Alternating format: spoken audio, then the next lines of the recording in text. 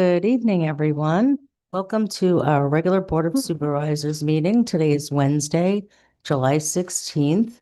And I just want to remind you to please silence your cell phones. If you'd like to comment on any of the agenda items, please get your card in prior to the item start and make sure you note which item it is or if it's just public comment. If you need to chat, please step outside and away from the windows.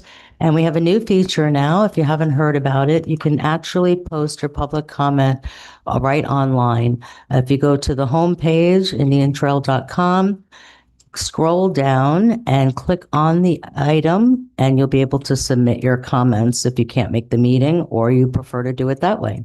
So right now we're going to call this meeting to order. And please join us for the Pledge of Allegiance. Stand if you're able. Allegiance to the flag of the United States of America and to the republic for which it stands, one nation, under God, indivisible, with liberty and justice for all. Thank you very much. And let's do the roll call. Scarlett? Scarlett Cantley. Frank Allen. Mary Viator. Michael Johnson. Elizabeth Accomando. Patricia Farrell. Betty Argue. Jay Foy. Burgess Hanson, Mr. Rob Robinson, Assistant Executive Director, could not be here tonight.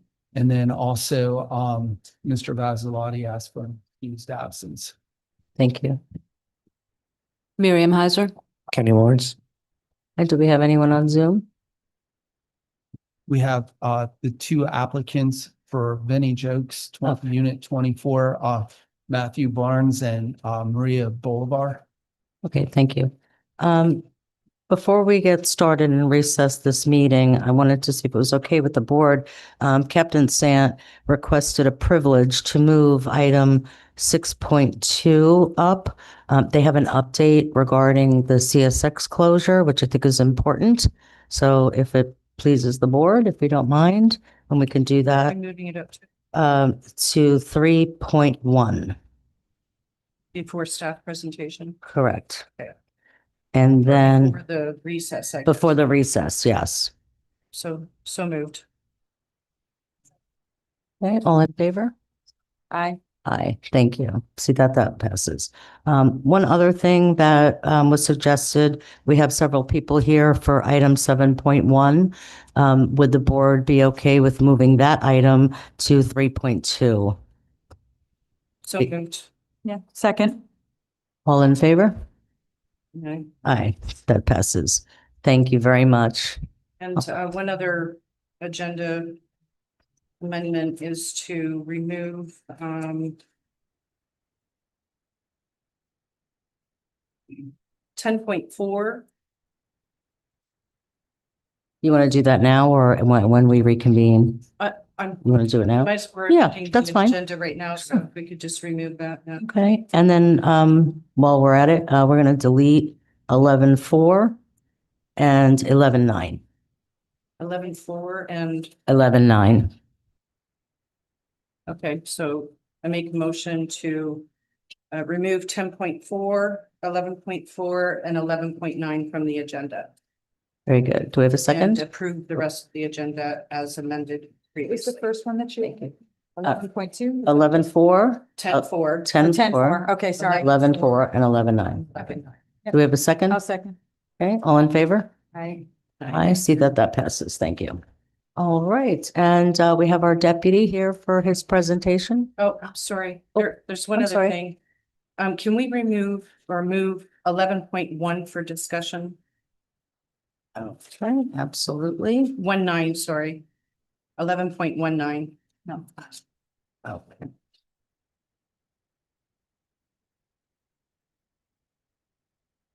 We're gonna make that a regular item. I just wanna, I have some questions and it's on consent. So we can just move it before the consent agenda for discussion. I'll second that. Okay, all in favor?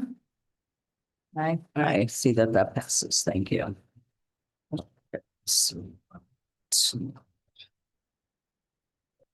Okay. Captain Sands, it's all you.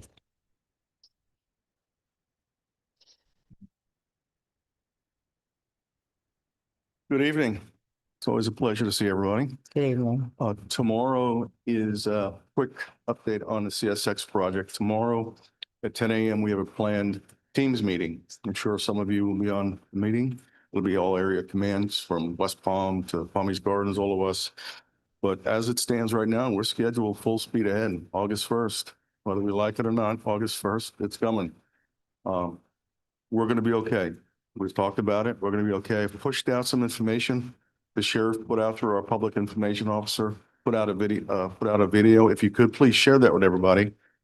All right, just an overview from the sheriff's perspective, and we'll be just fine. We just ask for everybody's patience and we'll get through it together. So without further ado, I'm going to introduce Deputy Smith. Deputy Smith is one of the senior deputies here. He's moving through the promotional process, and any good leader knows it's very important to groom the next level of leadership to prepare them for roles like this. So with that, he's going to provide you guys with an update on crashes and topics, a little bit of stuff. All right. Thank you. Thank you. Thank you.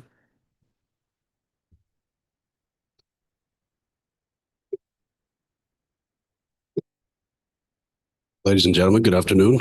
I am Deputy Smith with the Sheriff's Office of Palm Beach County. I've been employed with PBSO for 9 years, the majority of which I've done as position in road patrol in unincorporated Loxahatchee. I wanted to express to you, everybody here, and the Improvement District, our appreciation for taking the time away from your busy lives and your families to come and attend this meeting with us. My objective is to review with this group the statistics we've received for our semi-monthly accident reports. And this report in itself will include June 1st through the 15th of this year.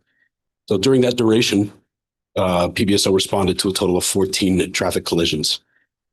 Specifically, 2 reported as a hit and run, and then 6 motor vehicle crashes without injury. 1 motor vehicle crash with injuries unknown, and then 5 motor vehicle crashes with injuries reported, 3 of which the drivers and their passengers were transported to a medical facility. With that being said, our information reveals the majority of these crashes have occurred just north, on the north end, 60th Street North, with the majority of them occurring nearby or on largely traveled roads, such as Orange Boulevard, Royal Palm Beach Boulevard, Key Lime, Seminole Pratt Whitney, and a sporadic one on North Lake. So when PBSO reviews these incidences, we utilize our training to determine the causation of the crashes. They can be caused by a multitude of reasons, right? Some of the reasons, the time of the day, the weather, the road condition, the vehicle's acceptability and performance, the level of the driver's distraction, the age, etc. Upon conclusion of our review, we determined that the large majority of incident causations are due, unfortunately, to the lack of the driver's carefulness and attention to detail. Accidents happen.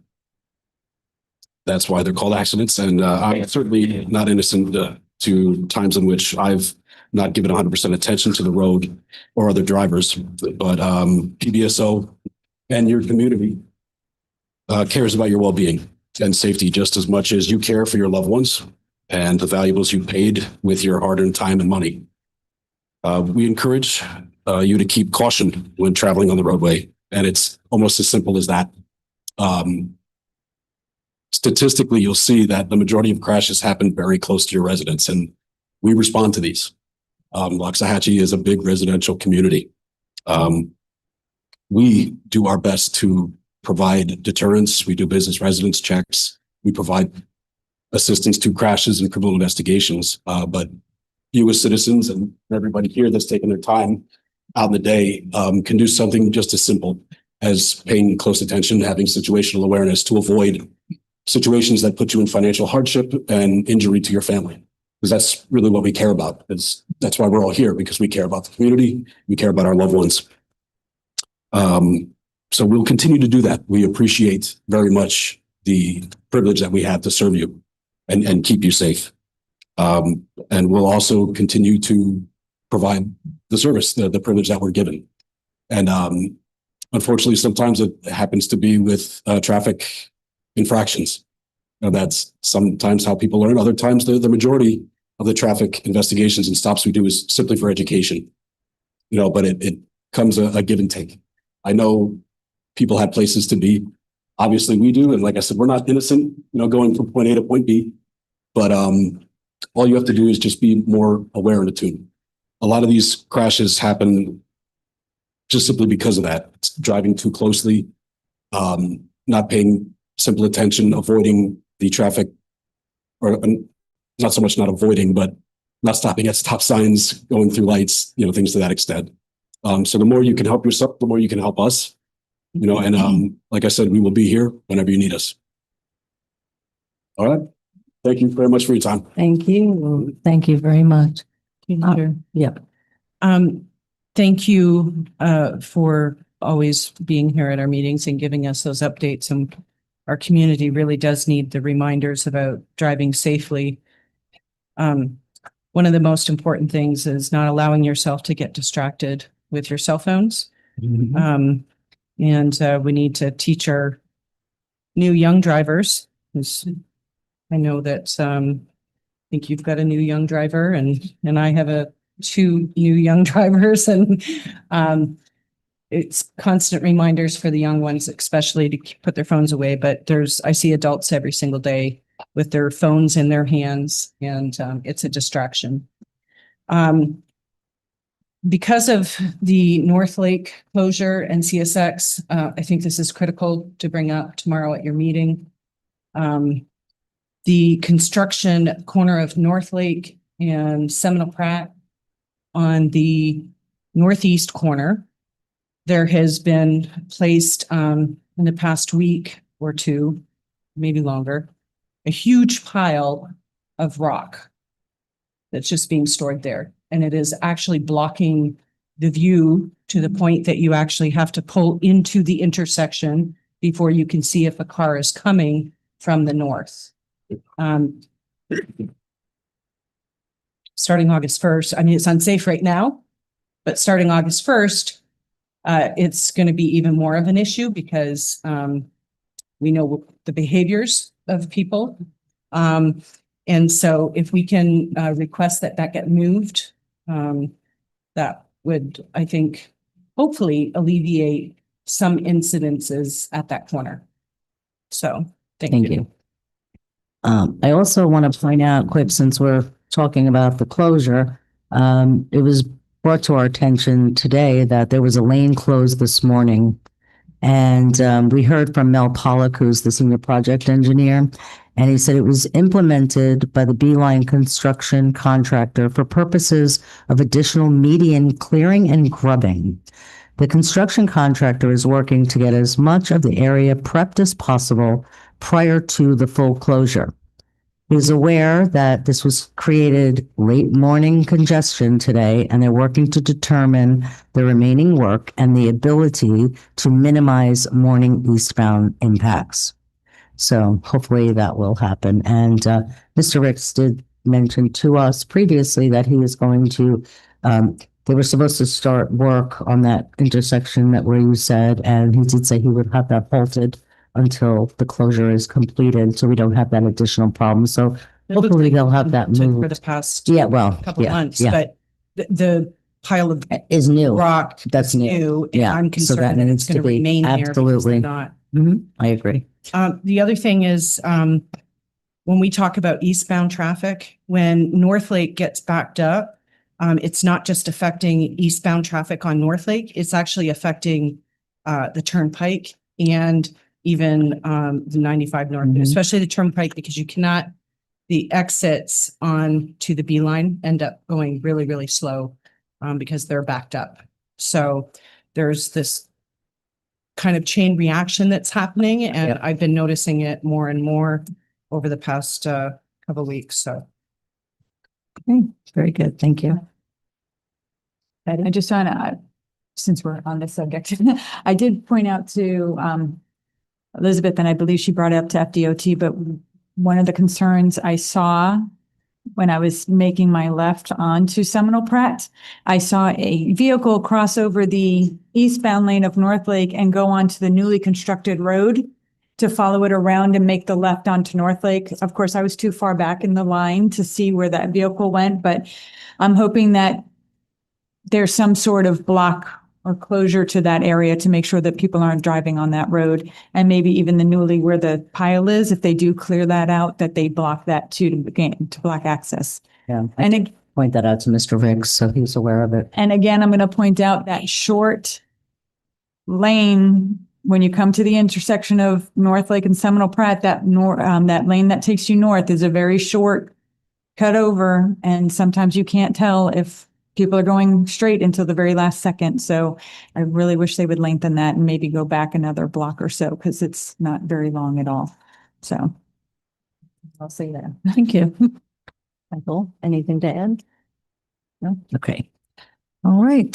So now we're going to move to 3.2, which was 7.1. Mr. Hanson? Yes. Thank you, Ms. Akamondo. Good evening, board members, members of the audience. So at the last meeting, the board had requested that staff come forward with some options regarding the property that we own along the FPL transmission line corridor between Persimmon Boulevard and 60th Street North. So tonight, put together just some quick options for the board to review. We already know the history of it, so I won't repeat all of that. But basically, I have met with Mr. Sweet, who's acting as the community or the property owner's liaison for those property owners along or adjacent to this property. So one of the options does include something that Mr. Palin and I met when we met with Mr. Sweet, and that is option number 6. But I'll start with the first option, which is basically we just keep the property and continue forward as we have been, where we clear, put in fencing, all of that. That would be what we are doing right now. Option 2 would be to maintain an ownership with no plans necessarily to put in either a multimodal or multi-purpose trail or equestrian trail, and just fence it in. And if FPL needs access, they can have access, and we just do bare minimum maintenance on it. Option 3 would be to explore the concept to, can you return it to Palm Beach County, and would they accept it if we did try to return it to them?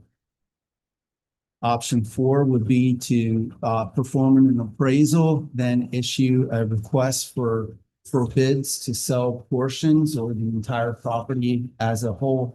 That's something the board would like to do. Option 5 would be to explore the concept to sell portions of the property to adjacent landowners at or above the appraised value, with or without an easement for the future development of a multi-purpose trail or an equestrian trail. And then of course, option 6 is what Mr. Palin and I, as I had indicated earlier, spoke to Mr. Sweet about. So, and that would be to explore the concept to waive the requirement for an appraisal, sell portions of the property to adjacent landowners who will need to pay for all related legal, survey, if it's necessary, and other processing costs that we would bear. So they would need to pay for theirs plus whatever our costs would be. And then go through a quick claim deed process with no warranties, full indemnification of any future liabilities that some future property owner could try to come back upon the district for. And again, you could do it with or without an easement for multimodal trail or equestrian trail. Okay.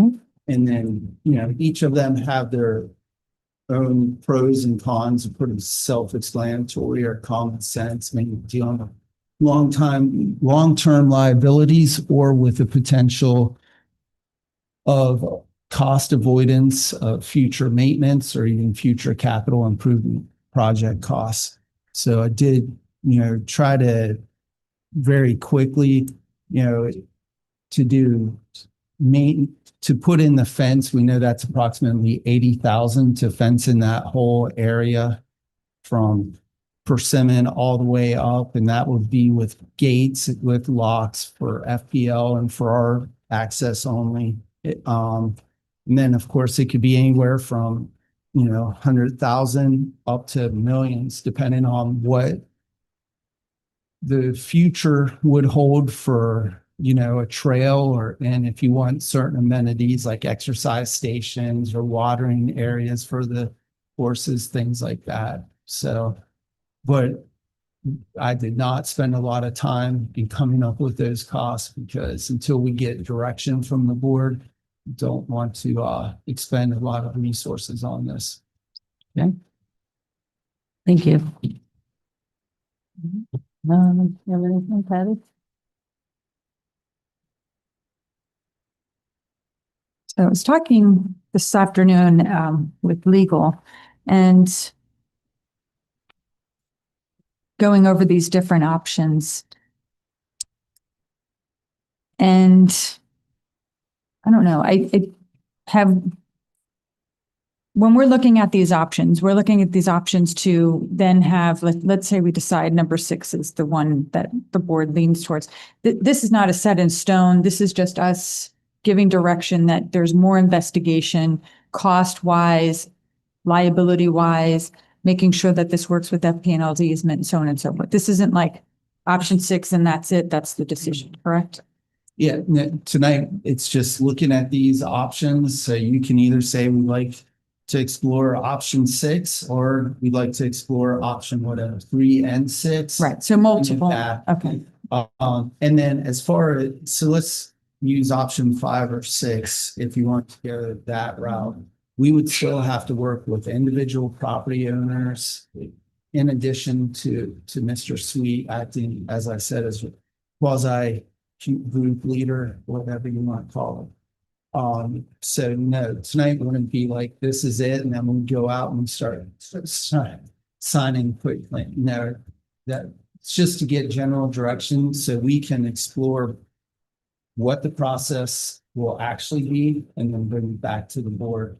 And then there's some fact finding that we need to do.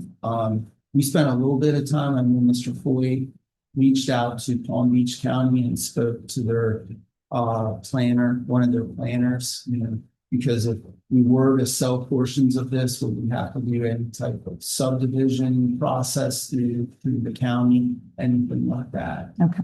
So we're still in the information gathering. Yes. We're at the very, very early stages. Yeah, that's why it's general. And I'm sure there's other options out there, but I just tried to come up with 6 that I thought were reasonable and what has been discussed either by residents or by the board or individual boards. So we really, Staff. so we really don't have like an idea of like costs and like easement for the owners to allow FP&L. That has to be worked out too, correct? Yes.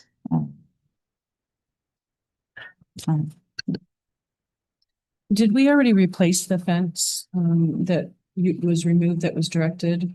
No, we have not, and we did not do that in discussions with Mr. Sweet. He said maybe you don't need to expend those tax dollars at this point, depending on what the timeline for this would be. So we've waited till tonight to see what the board wanted to do.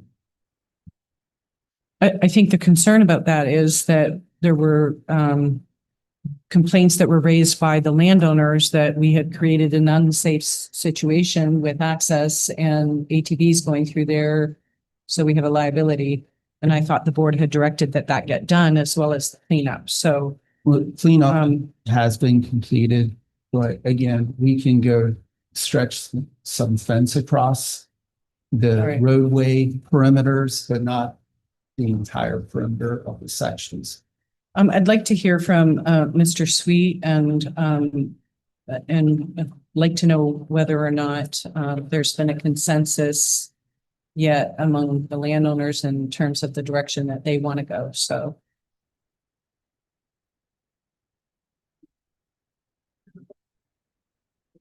For For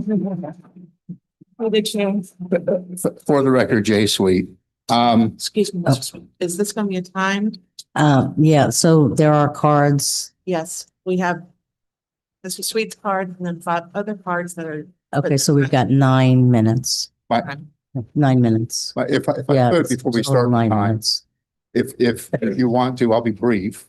Thank but- you. But if, I don't want to just sit down if you have questions, I want to be able to answer your questions. Okay? And I don't want to get, messed up in time with that. So that's the only thing. Question afterwards. Okay. That'll be outside. That'd be great. That would be great. Just so you know, we have taken an initiative and we have, I have asked the property owners and many of them who could find their surveys, gave me a copy of their surveys. And we have prepared legal descriptions that would allow, property owners who on both sides to have everything, with a power line easement, quick lane to them, with the description. And the description saves the road right of way. So it wouldn't be an easement for road right of way like it was before. You'd actually still retain the ownership of the road right of ways as they cross. There are 2 parcels. Actually, I take that back. There's 4 parcels. If you look at the ownerships that staff had said, hey, we want to keep these. One's where the milling site is, and one's on 60th, where you have a future drainage project. Obviously, if you own it and you need it, you should keep it. And we understand that. And so that we've included that, and we've written descriptions. The descriptions are very simple. We're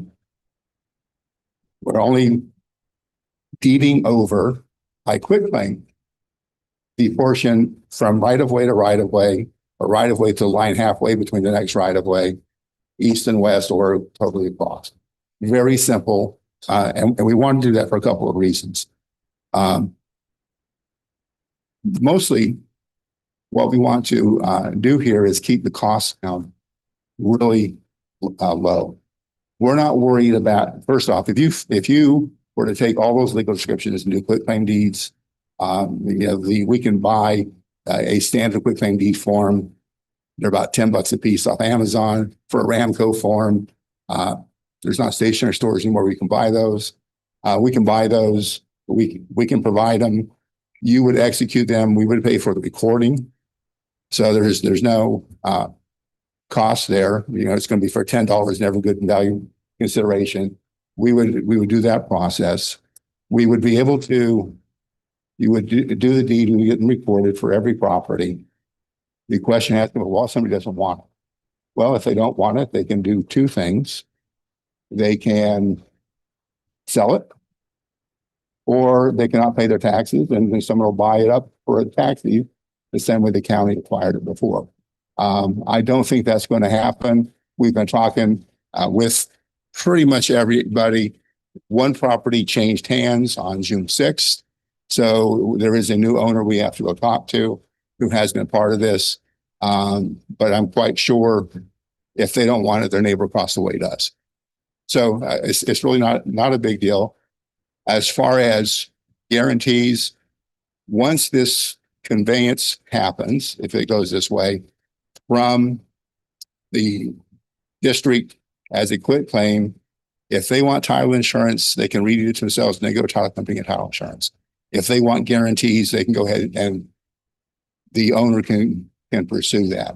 That way there'll be no cost to the district for doing this. And you would be getting rid of it, if you will, in the same manner where the county made no guarantees. The other thing is in the legal descriptions that we've written, it says subject to easements, covenants of record, because the county did reserve certain rights, mineral rights to themselves when they deeded it to you. So we have done that so that there's not going to be an issue. We've tried to think ahead here. We want to keep the costs low. And there are enough people who are committed to this that even if somebody said, well, I don't want to give you the money for doing all this, it's covered. The cost is covered. So there's where we're at. Obviously, we don't know what your legal fees might be. I would assume they'd be if we're using standardized forms and we've prepared the legal descriptions. I'm assuming you'd have Mr. Foy or one of his people look at them just to make sure that, we weren't trying to buy community park or something. Obviously, that's not the case. But I understand there would be some fees there. But overall, the intent here is to keep this expense down. And one of the conversations I had and talking with Mr. Hanson is that you all haven't installed the fence yet. And I had thought originally that fence was going to be about $65,000. He says 80,000. I went back and looked, and I think if he's not right, he's low. And so that cost is going up. The value of the property, if you were to choose the value at that route, would be less than that of putting the fence up, because the properties are keeping and all the road right of ways that are being kept by you. So the total number of acres being conveyed would be much less. So we're anxious to do this. We are prepared to make this happen as soon as we can. And the sooner that it happens, the sooner your liability disappears and our liability starts. But there's a difference when we have homeowners insurance and you just have the district's insurance. People tend to go after the deeper pockets. So I'll answer any questions if you have any questions about how we can make this work. Number 6 makes the most sense to us. To try to reserve and do other things, it gets to be very complicated, especially when about half the properties own on both sides. So it's one thing if, I own on one half, and my neighbor owns the other half, and you want to keep an easement down the middle, that's fairly simple to figure out. But when you have people who are owning on both sides and it's connecting their property, it becomes cumbersome. So I will be prepared to answer any questions you have. Thank you. Michael? Nothing directly to that. I was just kind of going over some of the options as far as, the appraisals and values. 'Cause the lots are per acres out here are insane. And if we went that route, which was option 4 and 5. Sure. And, and again, too, is there's, the ones that we want to keep, the ones we don't want to keep. Like you said, how many that you spoke to aren't interested, or? We've only had one person who was, on the fence. Everybody else has been, and then I have a new owner I haven't talked. Everybody else is, wanting to do this. You do have people who have different ideas of, what the value is, but it's not a question of whether they want it or not. Yeah, I think, I don't think number 4 really, to both parties is fair. I'll sell it to open market if someone came in and wanted it, obviously. I know it's just an option, but Yeah, through the chair. I put that in there Yeah. as one of the options. Clearly, the actual market value of this is minimal because you can't build anything on it. If it goes into an adjacent property, they may be able to, with setbacks and things like that, build differently on their property. But for anyone else, it was just an option, but it's not very viable. nice. I'd be curious what the appraisal cost is and if they're interested then, but I don't know. It's only one. What happens if, the ones we keep or don't keep, want to keep versus, like he said, someone wants it, doesn't want it, and then all of a sudden you have open, you have a closed section that we can't do anything with, but we may own 1 or 2 on either side, and that just kind of makes things a little more cumbersome at that point. I think if you look at how all the properties That's what I was looking are, right now. it won't really be that cumbersome. And the properties that we want to keep, and I can throw them up here on the screen if you give me a second. You can.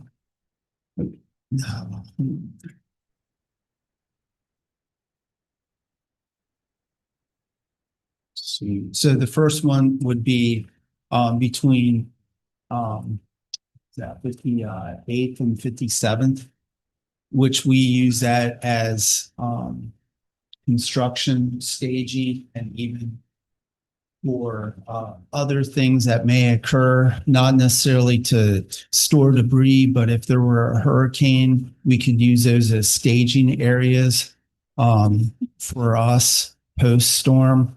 And then, of course, the other area, 1 second, kids, let's share this.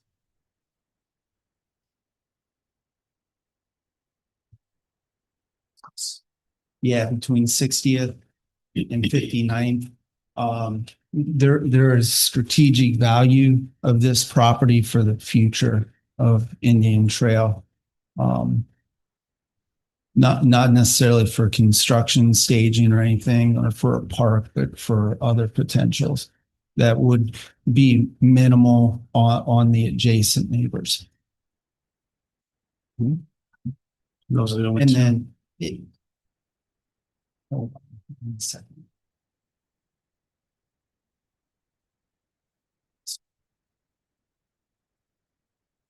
I mean, if Mr. Johnson, to answer your question, if you look, I mean, we pretty much have access off of any road. So just looking at this one, if let's say this person up here that owns doesn't want it, that we can still get access to this area, even if the people down here want this section. So for any future maintenance for us, it's not that big of an issue. And as we continue along the angle, I mean, it's pretty much the same there. And as far as like canal access, we already have those easement rights, so I'm not worried about access to any canals.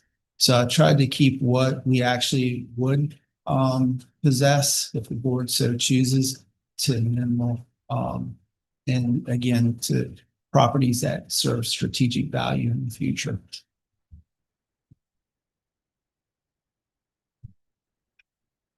That's all I had right now. Thank you.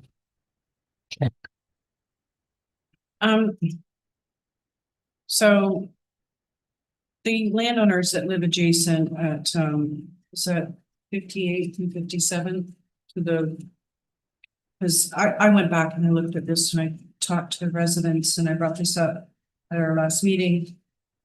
And there was an assertion made that what I was saying was not factual, but I went back and I confirmed by looking at the aerial photos that in fact, this was not always used. It has been a recent thing. And I object to that being an appropriate location for it. I don't know why we wouldn't have used the 60th Street location. Makes better sense to me. Or, you know, any number of other, this is like right smack in the middle and it's on a road that on the one side that has an S curve. It doesn't make any sense to me. And if we were to keep it, we certainly don't need to keep both sides of it. So I have an issue with that. I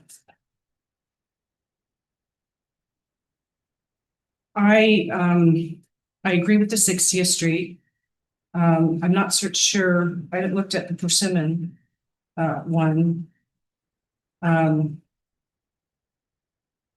So I need to take a look at that.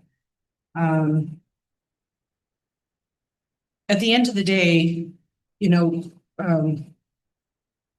we can't undo a bad deal that was done.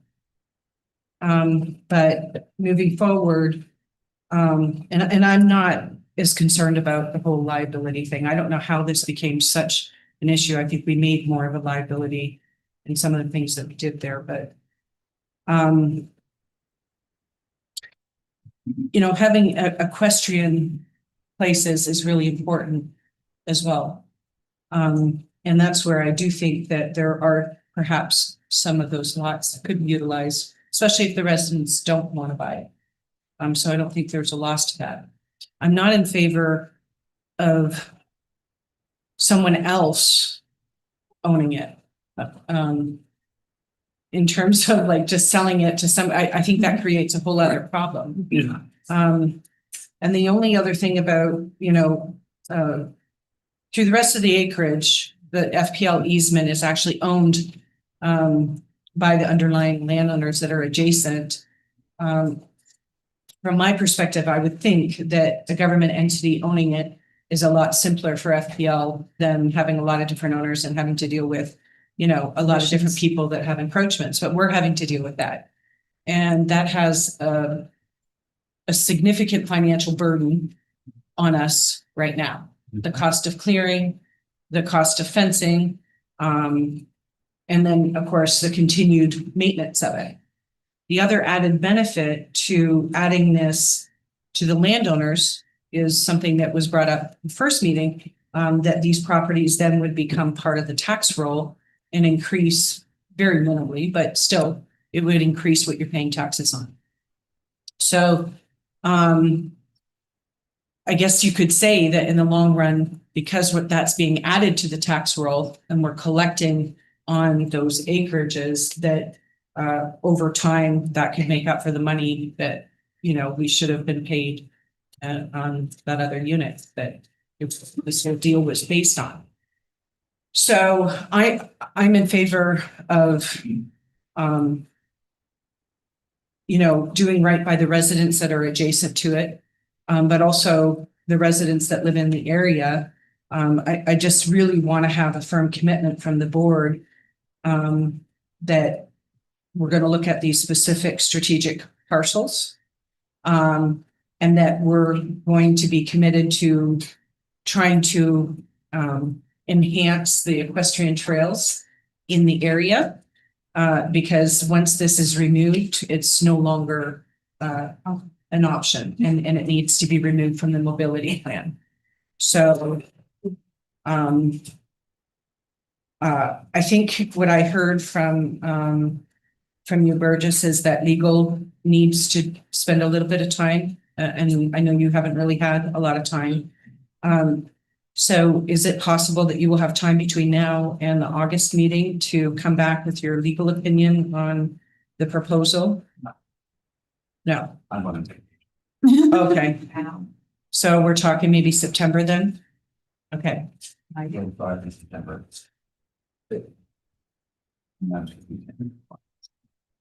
got to talk into your Turn the mic on. Yeah, no, it's on.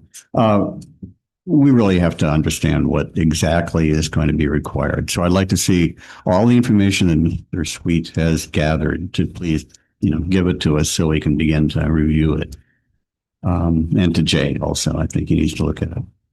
And so once we get an inventory of what we're talking about, and we're going to need an inventory of all the landowners, we're going to need to all, I don't know what, for example, if they have mortgages on their property, whether mortgage holders are going to be interested in expanding their property boundaries. I mean, I'm just saying, you know, if this were a typical real estate transaction, it would be a much longer process, obviously, in order to protect doing due diligence reviews. Now, Mr. Sweet's gone through and expedited the process, which we greatly appreciate. But at the moment, the dialogue has been primarily between Mr. Sweet and Burgess. We were involved in some discussions, but we haven't really focused on exactly what's going to be required. So I personally, given many of the other demands that are on our time at the moment, some of which are extremely serious for the district, I'm not minimizing the concern that the residents that are adjacent to this parcel have, but we've got some really big issues on the table that affect not just them, but every landowner in this district. And I just want to put it in that context. Let's just, you know, be reasonable about, it's been there for 30 years and nobody's done anything with it. I understand that people want assurance that the evil things that are circulating on the internet or whatever conspiracies are out there about what might happen to it, people don't want to, or want some assurance that those aren't going to happen. And the board can give residents that assurance. But we're going to have to take a inventory of what we need to do. And again, I thank Mr. Sweet for expediting the process by taking the initiative and working with the landowners. That's you know, this is not as complicated. Does it have to be you? I mean, this seems to be a land transaction. yes, there's some familiarity with the district, but does it have to be, if your firm is too overworked right now and you're going to be on vacation, I get that. Everybody deserves to take vacation. I just took vacation and I needed it, so I get it. But we are always going to have lots of things going on. So is it possible that we can subcontract the work to another attorney to work with on the issue? I mean, We have another attorney in our office who is about to have a baby. okay, So but so what about another firm? she will be Where I'm going. integrated back into our operations. That's up to Mary. Well, let me just tell you, I think the most important thing is. Mary, turn your mic on, please. So I'm telling him to do it and then I'm not doing it. I apologize. The problem is we need to be able to give you a proper response to know what your liabilities are or what you need to do. That's where there's time that we need to look at. It doesn't mean that we have to be able to close it within that period of time. It's just that we did need, I would think we need at least 2 months. Yeah, that at least I think that would be reasonable. And based on some of these issues, I mean, we're pretty familiar with your issues here, and we think it's very important for the board to have these issues. If we go and you all decide you want to do it, we can always use that vehicle, somebody else, to actually close these. I'm Those not are trying to options. be disrespectful, but I don't see this as a major district issue that is specific to our district attorney. And so I'm trying to find a path forward to, perhaps. I'm not trying to be disrespectful to you, but we just need to make sure, and not that other attorneys can't do it, but we feel it's very important to have a very good understanding of what the district's obligations or their exposure is. If we get to the point, because right now we're just at the point, I understand, is just having discussion. So we think based on these circumstances, we would probably be the best to give you that. And then you can make your decision how you want to do it. And if that's what the consensus is to go to that route, then we can work with whether it's another attorney or try to work through a title company or whatever to address these issues. So at this point, where we're at is just needing to have a legal opinion about whether the path forward is the correct path for the district. And yes, that's correct. But we also need to be. Is it? Are we going still? Okay. Fine. So what we needed to have from you all tonight is what direction do you want us to look at? We will commit to doing what we can as quickly as possible, but we need to know what is your direction. Is it just that we're going to look at this option with regards to, is it number 6 that we're talking about right now? Yeah. I mean, With some exceptions, because I think well, right. And number so, 6 doesn't include keeping because certain. this was supposed to be coming out next month. So anyway, we're working with it, trying to get this response for the landowners as well as for you as the board to make your decision. But we need to, defer to you, Frank. Yeah, I understand the need to move quickly on this thing. I think in August, we can come back with once I've had an opportunity to meet with Mr. Sweet and look at all the information that he's gathered, and I've got a better sense of what's going to be required. And then we can come up with a plan to how the board should go forward. I mean, for example, you're going to have Well, if to we can adopt. have a progress, and have a meeting before August and some progress on sort of that initial opinion, because I think the board's decision is going to be hinging on that opinion. Can we do this? And this is how it has to be done. And Because is it- Mr. Sweet says it can be done, and I trust what he says is correct. But I do think that there's a certain way that it needs to be done Yes. moving forward. The other thing that does concern me is about them being separate titles rather than being part of somebody else's title, where it's like, if the adjacent landowner is buying it, that it becomes conjoined with their parcel. If it's an individual piece, that creates a problem, I think, in the district. So, but maybe I'm wrong on that. And that's something that I think you need to opine on. nobody can build on it anyway. But I think unless it's conjoined, it's not going to benefit you for building purposes and setbacks and that kind of thing anyway. So anyway, those are things that are outside of our realm that we rely on you for. Sure. I think Mr. Foy wants to speak to that.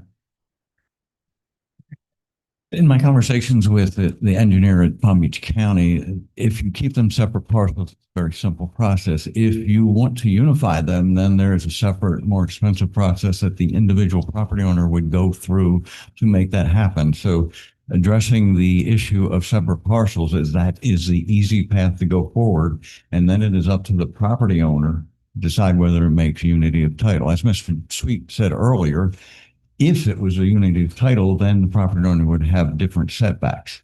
If it's a separate parcel, that's the way it is. You don't get any new ability to construct with two separate parcels because they're separate parcels. The setbacks are from your parcel. So the way that was discussed is keep it two parcels, and then it's up to the individual lot owner to unify, which is a more expensive and lengthy process. If I may just interject there, the county's got a couple different processes they go through. The unity title is the simplest. Concerns about mortgages, if you're deeding the property to them, there's no mortgage involved. That's not a concern. The issue of mortgages arise, and the landowner will have to take care of that themselves when they go to the unity of title.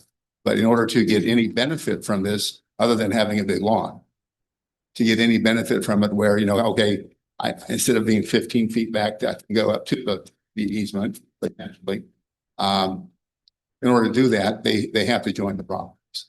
And there's a process, and it costs about $1,000. Time you're all said and done, I mean, the county says this last, but time you're all said and done, everything you've got to do, there's a process that the county goes through, and you can't get the building permit. You can't enjoy the potential benefits without going through that process. So what I was trying to do was keep this as clean and simple as easy and put the burden on the individual property owners rather than, and that was a discussion we had, so the district doesn't absorb that burden. And then the other thing was to try and move this quickly was to avoid the need to put the fencing in that you all had said you put in.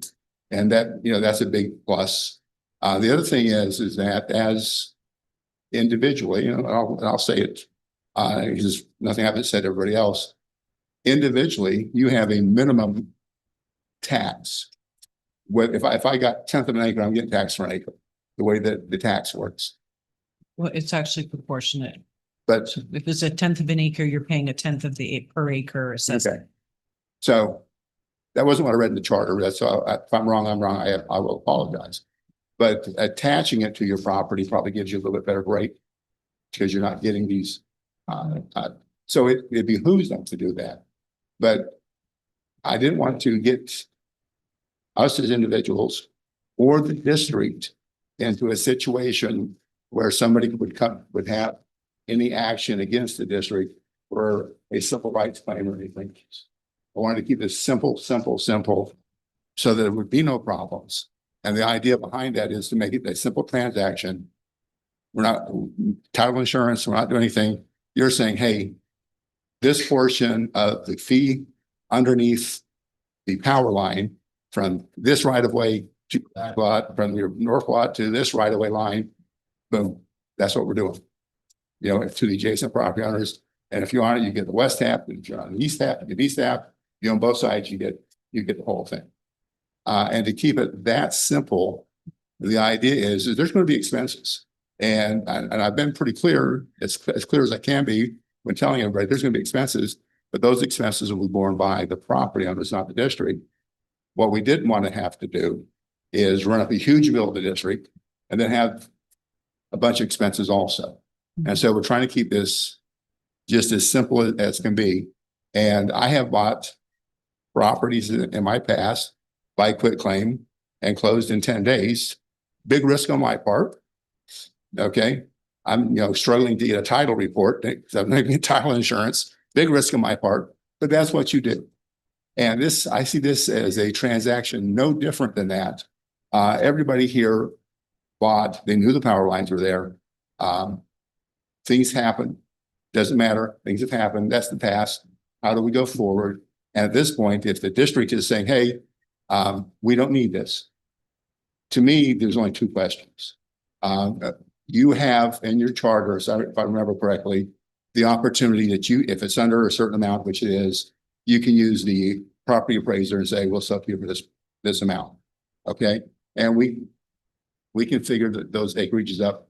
The amount's not going to be anywhere near that total because you're keeping all the road right of ways and you're keeping some parcels and so forth. The other thing you can do is you can say that this is excess and you could transact it to us. Now, obviously, your attorneys should look and say, hey, if you do it this way, everything's good. And if you do it this way, it's good. Or if you do it this way, you're going to get your, rear in a sling. And we don't want that. That's what you've got them for. But as far as handling the transaction, I can go get a real estate attorney to write all the deeds. That's not a problem. And if that's what we need to do, I can have the deeds done in 2 weeks. Not put pressure on them. They're your attorneys and they're giving you advice. But as far as the actual documentation, we can have that done quickly. And then each property owner, there's always, you all know there's always somebody somewhere who just insists on doing something crazy. I can't prevent that if somebody does that. But the vast majority here, and like I said, I have a new property owner we haven't talked to. They closed on June 6th. We're going to talk to them, but we're in a situation where I know you probably take a hand vote right now. Everybody who's here who's willing to do this, and they're anxious. The big question is the amount of money that you would save not having to put up the fence versus dragging this out for many months. And just going ahead and moving transaction as quickly as possible. I think we're in agreement with Mr. Sweet. We have no desire, I have no desire for our firm to have this sitting on our desk for any lengthy period of time. When Ms. Argue asked about August, September, my only concern was not knowing exactly what's being required. Is the expectation that we'd have this thing entirely done and everything would be over by September? I can't That's not what promise. I'm asking. We need a legal opinion from you all. I know you haven't had a chance to look at it. Right. And go through the details. I think you need a meeting with Mr. Sweet and Mr. Hanson and provide a legal opinion to the board regarding the issues that have already been raised. So we can I'd do like that. to make a motion. Okay, but the thing is this the option that we're just going to go with? I mean, that when we came here this evening, there were 6 options. If that's. I'm going to make a motion Okay. on that. So I'd like to make a motion that we go with option 6. With the addition of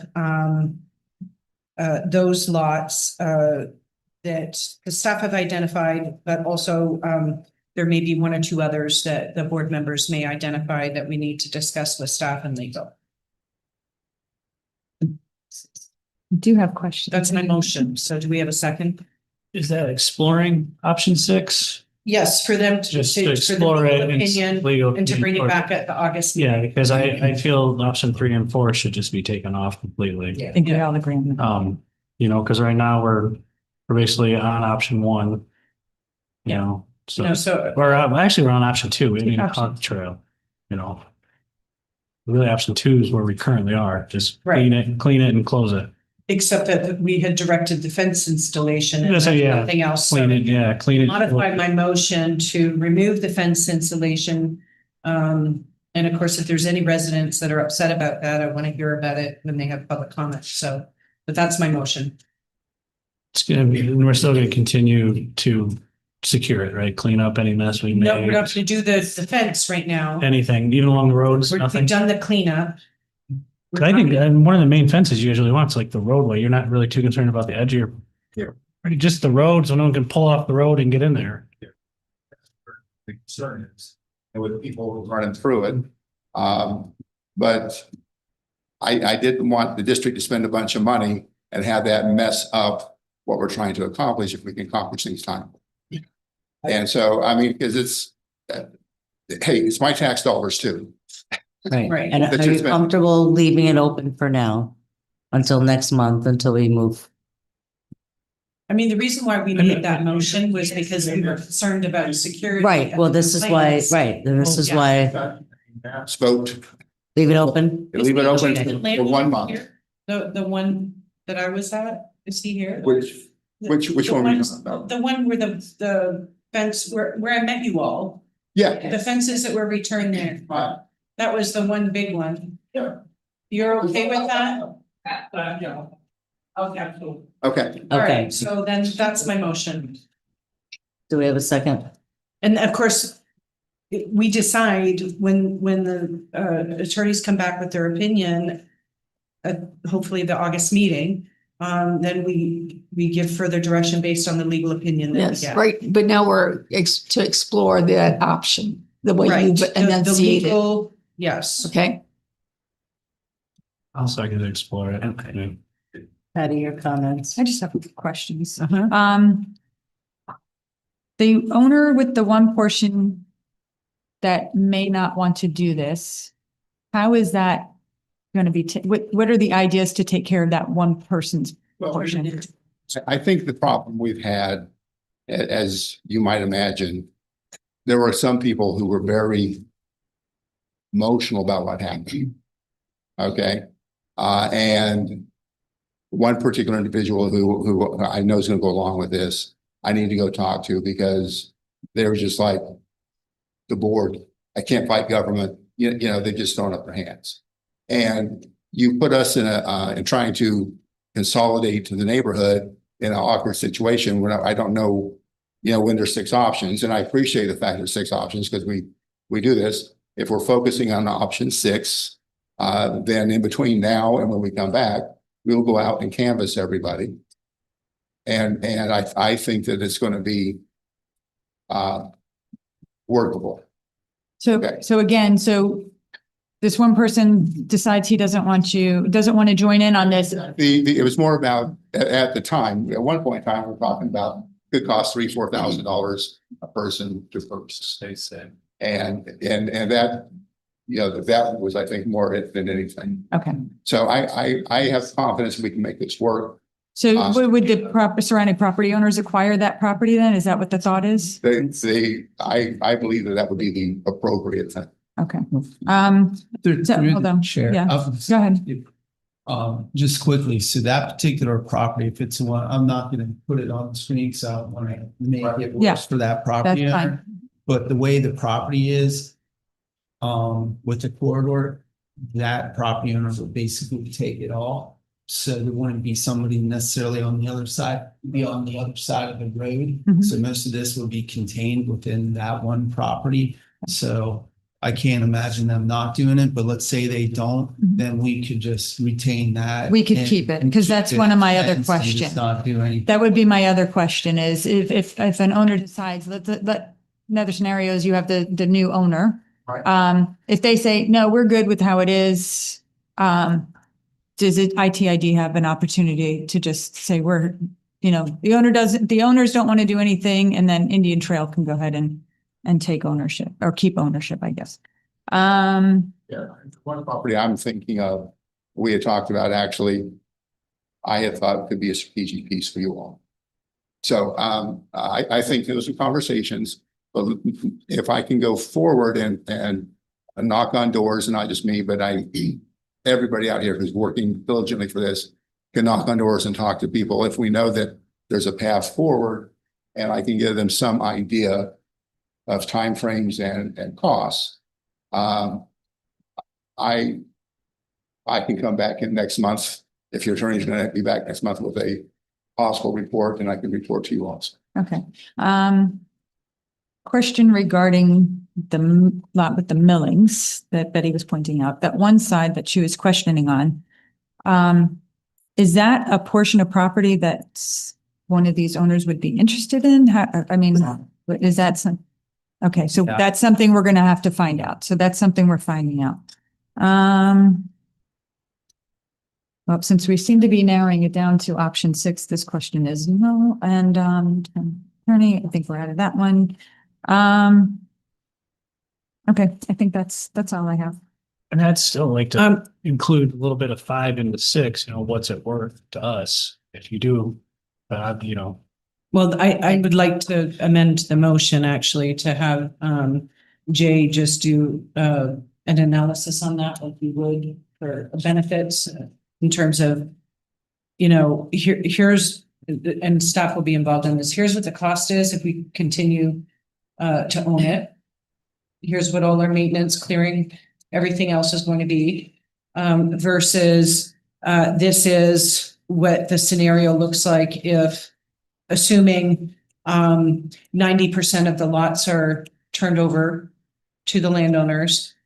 And this is what this ongoing would look like, benefit, because we would have an increase. But So you want I'm that to not coincide concerned. with legal? Yeah. Legal's going to Yeah, do I their think thing. You legal want can do him, that. and then at the August meeting, we Yeah. get his info in there. Yeah, I think it's important that we know what the perpetual cost is going to be for the So- property if we were to keep it. so if I could just modify the Through the motion. chair. Yeah, What level of perpetual Right. maintenance are we speaking of? Right. Because that's. so something it could that go, makes the like you difference. said earlier, Have to from get cleared. 100,000 to millions. So just, I would say basic clearing, Yeah. fencing and clearing, Well, and keeping it clear, or let it grow and FPL will clear it when they need Yeah, it.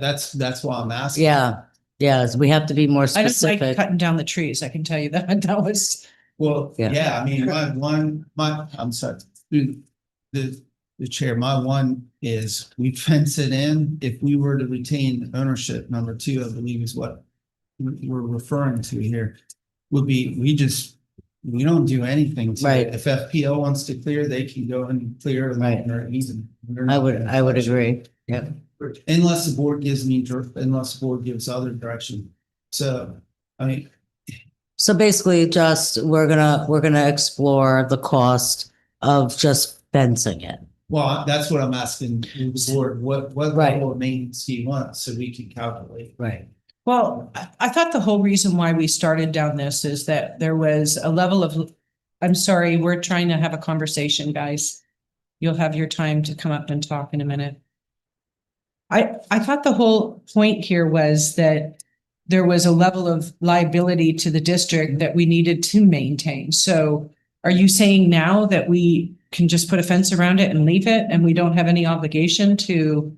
That's gonna be up to the board to determine what that policy is, so. I what think the we liability- was the fact that we had a lot of people that had their adjacent properties that had obstructions Right. and other things on here. And when we go through, especially the first time, our goal is let's clear everything and find out exactly what's underneath all of this and in all of this vegetation. And that's why we do that. Moving forward, we don't need to do that if the board doesn't want to do that. That had been the plan from the point of inception about this. So the only reason I'm bringing it up is it just, if you want to look at that, that's fine, but we just want to set the frame of what that means will be.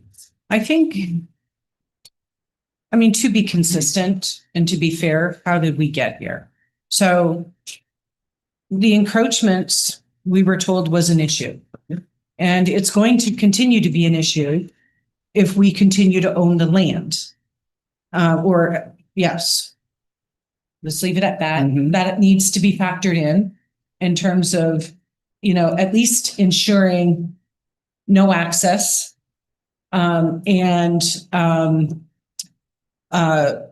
Removing encroachments. And that doesn't mean trees that are not, impeding on something. That's up to FPL, in my opinion.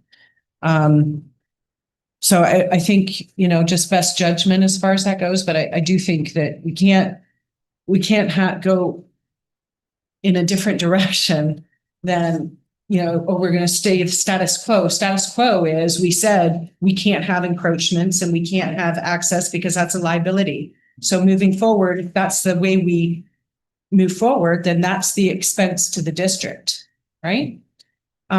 So my motion is to include that analysis with engineering and staff That shouldn't be very difficult, I think, to, No, it's not difficult. I just wanted the right. parameters of what you expect. right. No, I get it. So I added that to my motion. Michael, do you want to second that? Yeah. And then lastly, I just wanted to say, this is a one-shot deal. I mean, we cannot, we need to be going through this process. And it's a one-shot deal. The landowners that decide that they don't want to, then we're going to move forward with, this is going to become part of a plan for the district. This is what I would like to see. We say this parcel, we're going to turn into, maybe it's a corral or something, there's any number of things that we'll have to look at that and add that to our plan. And maybe it just modifies. Thank you. Mine, That I was- want it I later. missed that question. That was Right. one of my questions, Right. is that if it's a one-time chance, or in the Right. future owner changes mind, the new somebody in the future buys and they're like, well, I want my turn at that. You Yeah. guys did it Yeah. 10 years ago. This is it. Right. One time and that's that. Yeah, I because agree. there's a financial burden if this is an ongoing thing. So I'd like to approach this Not only as to just us. one. Yeah, Well, it has a domino effect. Right. Basically. right. So here's going to be the offer. And then they accept it. I think we have to give a certain amount of time. Once the board makes the decision, that you have, 30, 60 days to decide. And then we give the direction to move forward with the landowners that are committed. Or you could decide sooner. Well, Yeah. I am totally confused what we're talking about now. I think the audience is So- also. So basically, we're just asking staff to come up with, because I'll keep it very simple. okay, We've given direction to staff to come back to the next meeting. But this proposal in exploring option 6, because I know legal is probably thinking this is going to end staff, this is going to have a continuing financial burden to the district. So if the board, the option that they're exploring is that if the board turns these over to the landowners that want to, this is a one-shot deal that we're doing this. We're not going to continue doing it every time a landowner changes their mind and comes forward. We're going to, if it comes back, yeah. Take it or leave it. If it comes back to the board and the board directs, we're doing this, this is it. The one gentleman that doesn't want his property, that might be giving you an issue, and he decides he doesn't want to do it and it stays with Indian Trails, that's that. So let me, I'm trying to get this right in my mind, because I know you expect me to go out and knock on doors. We're talking about option 6, where basically we cover the cost of transferring the title. And that would be that. correct. Okay. And we just added that staff come back to us what it would cost And In should their legal opinion.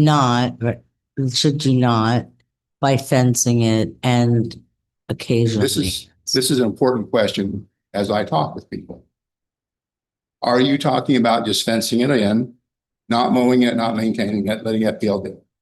Because if that's the case, it's going to influence a lot of people on their decisions, because most of them had very nicely manicured and maintained at least pasture land.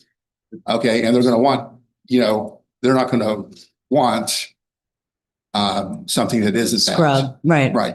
So if you're saying, well, if we keep it, or if we don't make, that's what I need to know, that so I can explain to them that these are the options. So the options I think that the board are considering right now is either we're staying status quo until we change. Right now, it's in the mobility plan as a horse trail. That's an option for the board if we decide to do that. But what we had directed was no more clearing, no more doing anything, and put a fence up to keep people from cutting through. But if we decide we're not going to sell, we're not going to do a deal, we're just going to keep it status quo right now. That means that we're going to do the bare minimum maintenance, but there will be no obstructions. So obstructions are going to have to be addressed, because we were told that was a liability to the district. So that cannot continue, right?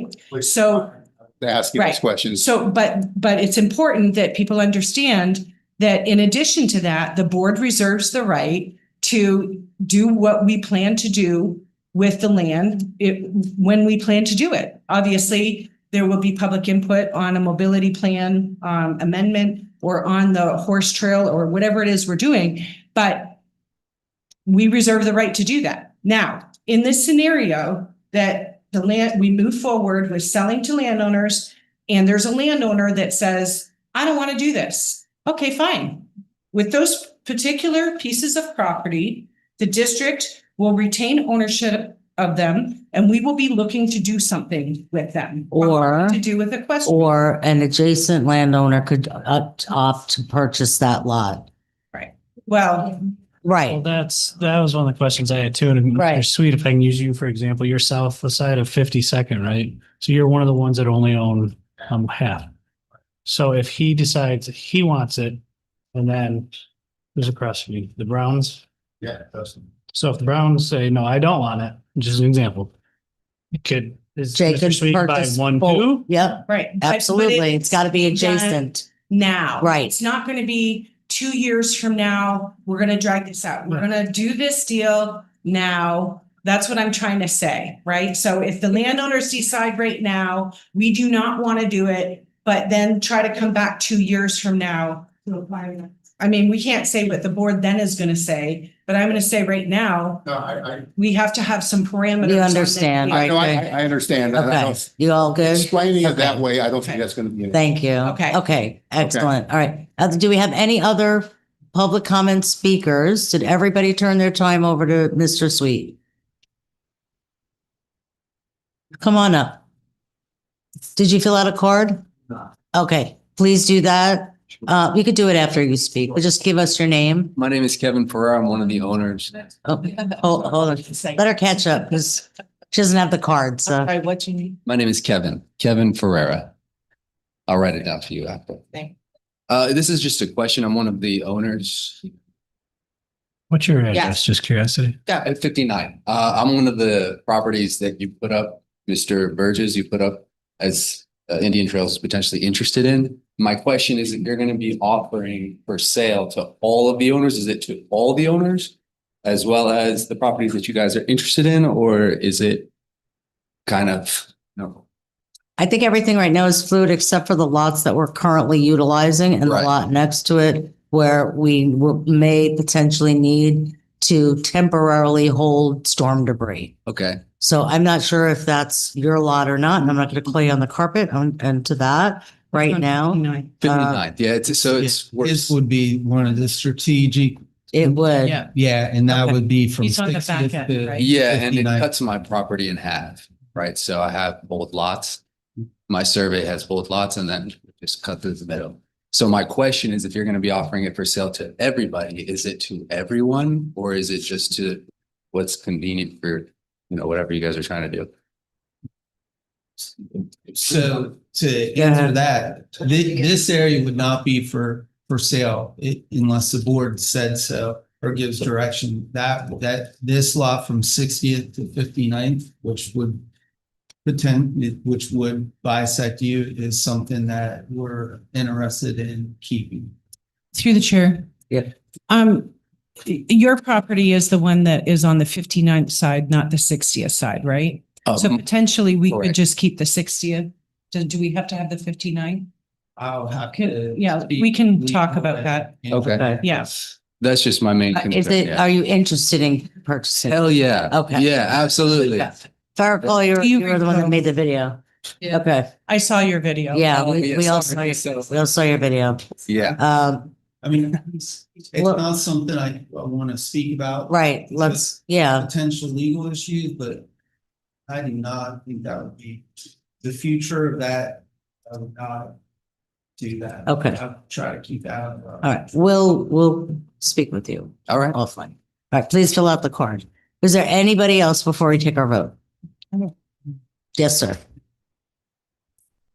Did you fill out a card? Thank you. Just say your name. So, and give Scarlett a second to get it in there.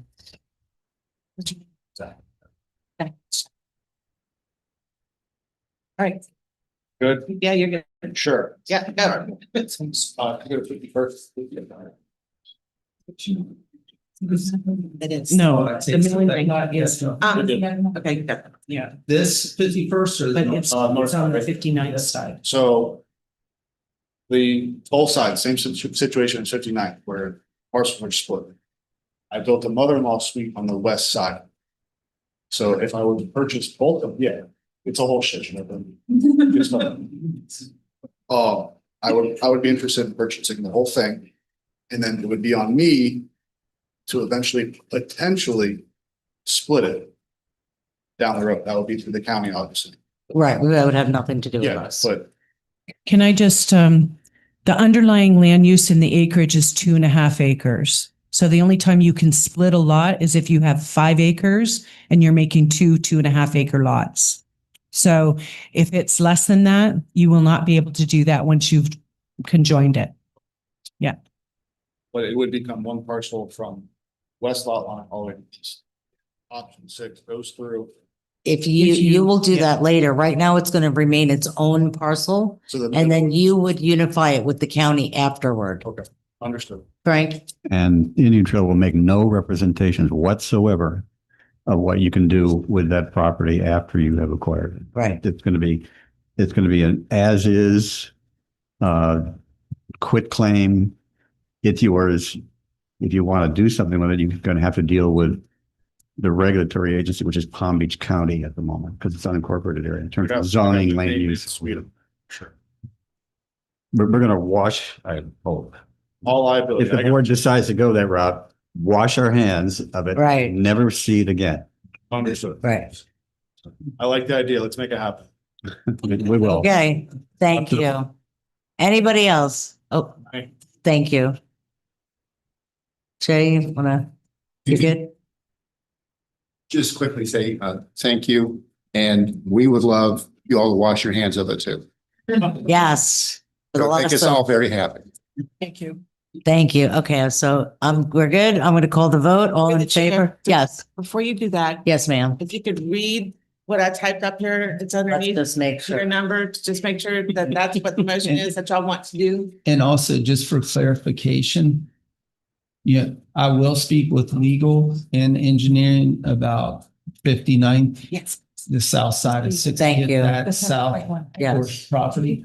So I don't have the. It's- So you're reviewing the motion. You've got to clear, hold on, clear this. If you look Clear underneath your request to seven speak point out. one. Michael, you've got to clear yours out. Betty made the motion, Michael seconded it. We're gonna read this quick. So he's cleared. Yeah. I don't have the motion. Do you have the motion? Yeah, it's right. I have that. So the way that this is, you can't, Oh, the yeah. motion is on top of You're.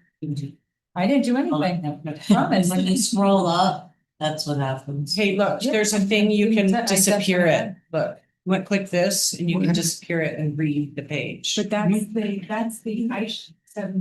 This is the motion. Oh, there's the motion. Yeah, Okay. her. And then you're gonna have to go over. Okay, got it. Yours is different than mine, I'm sorry. Okay. Learning It's okay. curve. Got it. But I don't have, I made the motion second. I Yeah, don't have a vote. no, not yet. We're just making sure that this looks correct. Okay. Okay, very good. Okay, everybody vote, please. All in favor. All right, see that it passes 4-0. Thank you, guys. Thank you. And we'll get this done as quickly as legally possible. Well, we still have to get a legal opinion. Like I said, as quickly as legally possible. Practicable. That's as, right, as practical and possible as possible. Can we have a, 5-minute break and then we'll do regular public comment and then we'll come to the, Yeah, we've got to go back. to- okay, so why don't we, hold on. No, how many public comments? Do we have any matters by the public? We have 2. Can we just blow through those and then we can recess?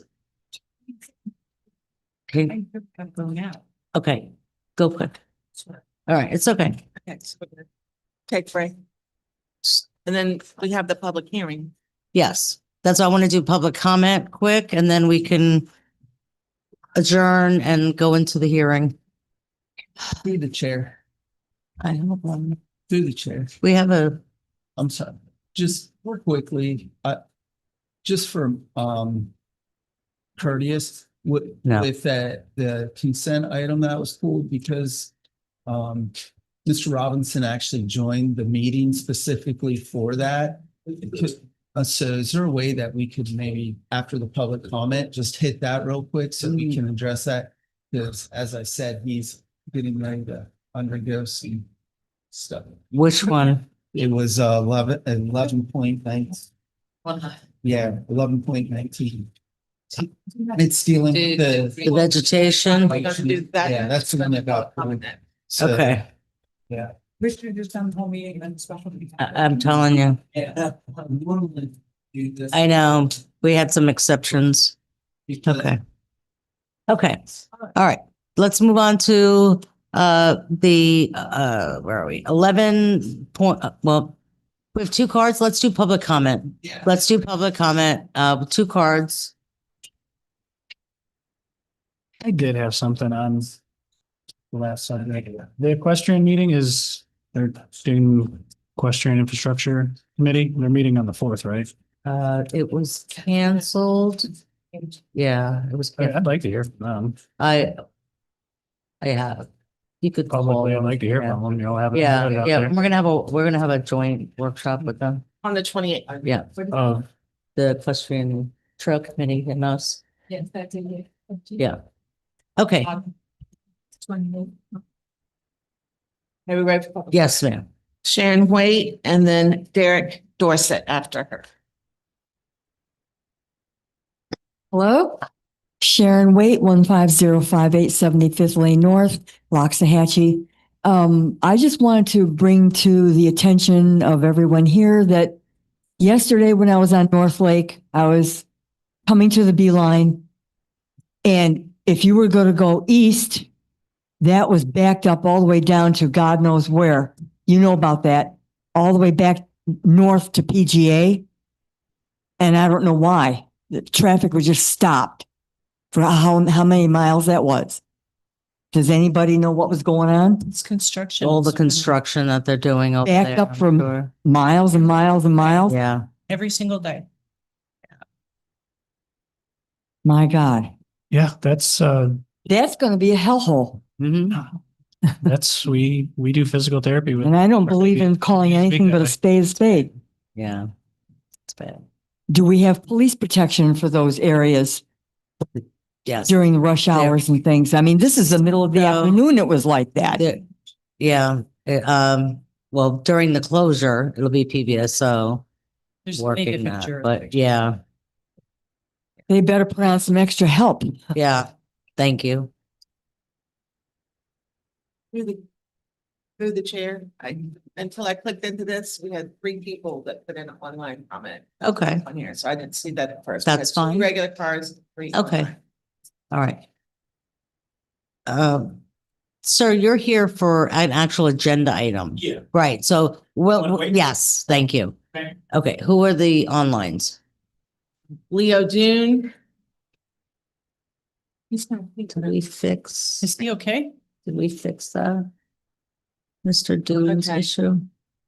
He says he's still waiting on action to request and replace dead end sign on Mango Boulevard, south of 42nd Road. I'll get that done tomorrow because they were Please. supposed to do it. I don't know what happened. Okay, So I'll thank make you. sure it gets done. I appreciate that. And replace ITID's posted sign that was removed. And What, next, what sign is that? he It just didn't says go into- posted sign? Yeah, at the end of his road. No, there was another, Oh. he's referring to another He sign. said, and replacement of ITID's posted sign that was removed. That's I can follow up on that's that one. it. I think he sent an email about it. Okay, and then he's talking about paving of the 300-foot section of unused road that has attracted additional vehicles. This is going to be exacerbated during North Lake blockage. All of Unit 1 roads east of Royal Palm Beach Boulevards are going to be filled with people trying to switch between Royal Palm Beach Boulevard and State Road 7. Uncaved Mango Boulevard is going to be far surpass its maintained capacity, capability. It's barely unusable, even if graded weak. So that was it for him. Bob Morgan. Good evening, Bob Morgan, 13784 67th Street North, Acres Landowners Association. Got a few questions that's been coming up on the internet regarding this closure. We have residents up in the top hat that come down to the schools here just around the corner. Their question is, how are they going to be able to get to those schools other than having to go through the flow of traffic going around the backside if we're going to be cutting off 140th, Hall, and Greatview, which never even took that into consideration when I was explaining what was going to be done. Is there a way that they'll be able to come through, or are they going to have to go Seminole Pratt, come back to Orange, and then go east again? I'm not going to tell them how to maneuver through neighborhood streets. That's pretty self-explanatory. But the top half residents, even the top half residents. Yeah, we're getting ready to put a post out just quickly. I'm sorry, I didn't ask to speak to the chair.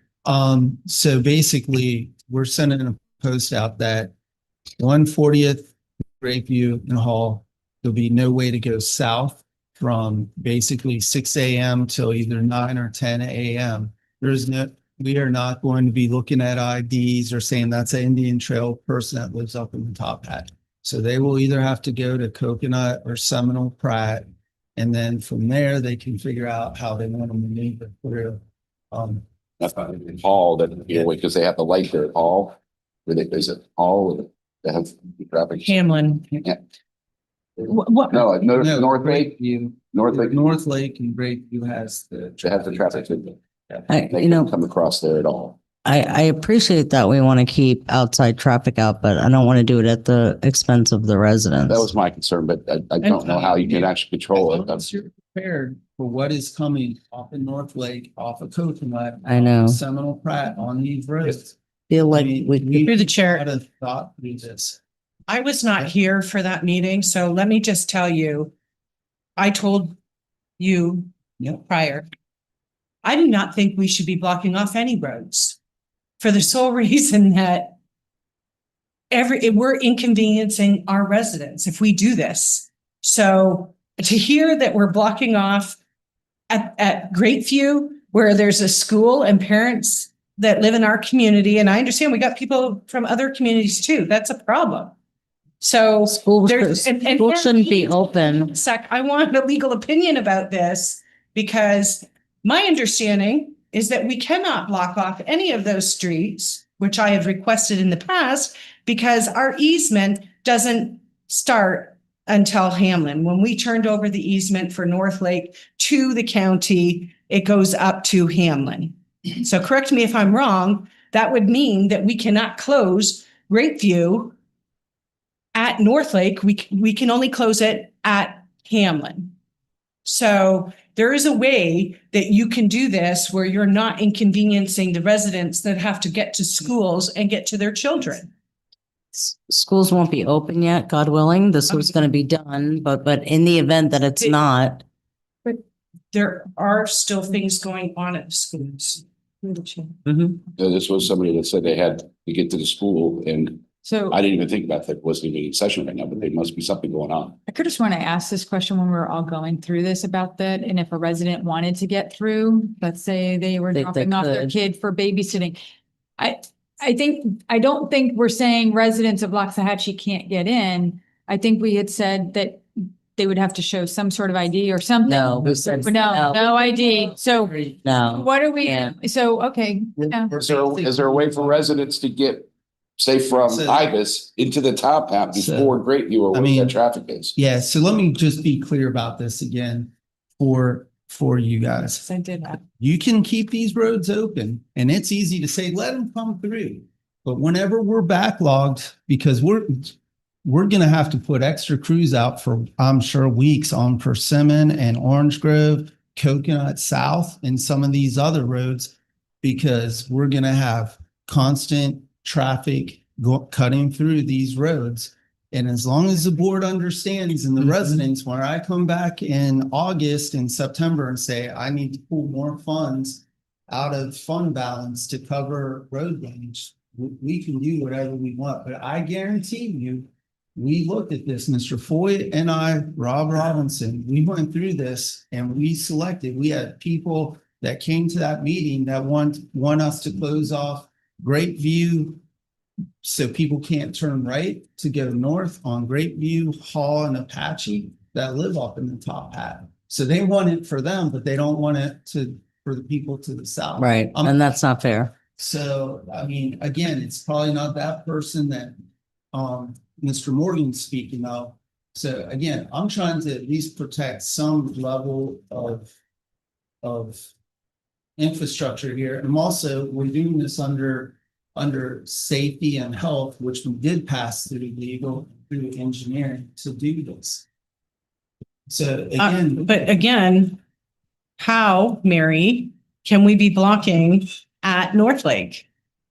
Part of it is my understanding, I wasn't involved with this, but the CSX has powers to be able to utilize the roadway. And it's my understanding, PBSO is going to be then implementing the traffic control. No, We're talking about we're talking about side streets. And so my understanding is the reason why we haven't been able to block off the roads and do some other things there is that our easement, when we turned over to the county, it goes up to Hamlin.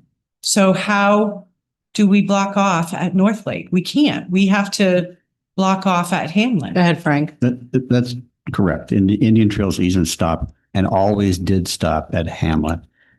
Just as a factual thing, we did not turn over any easements between Hamlin and North Lake. Those were always owned.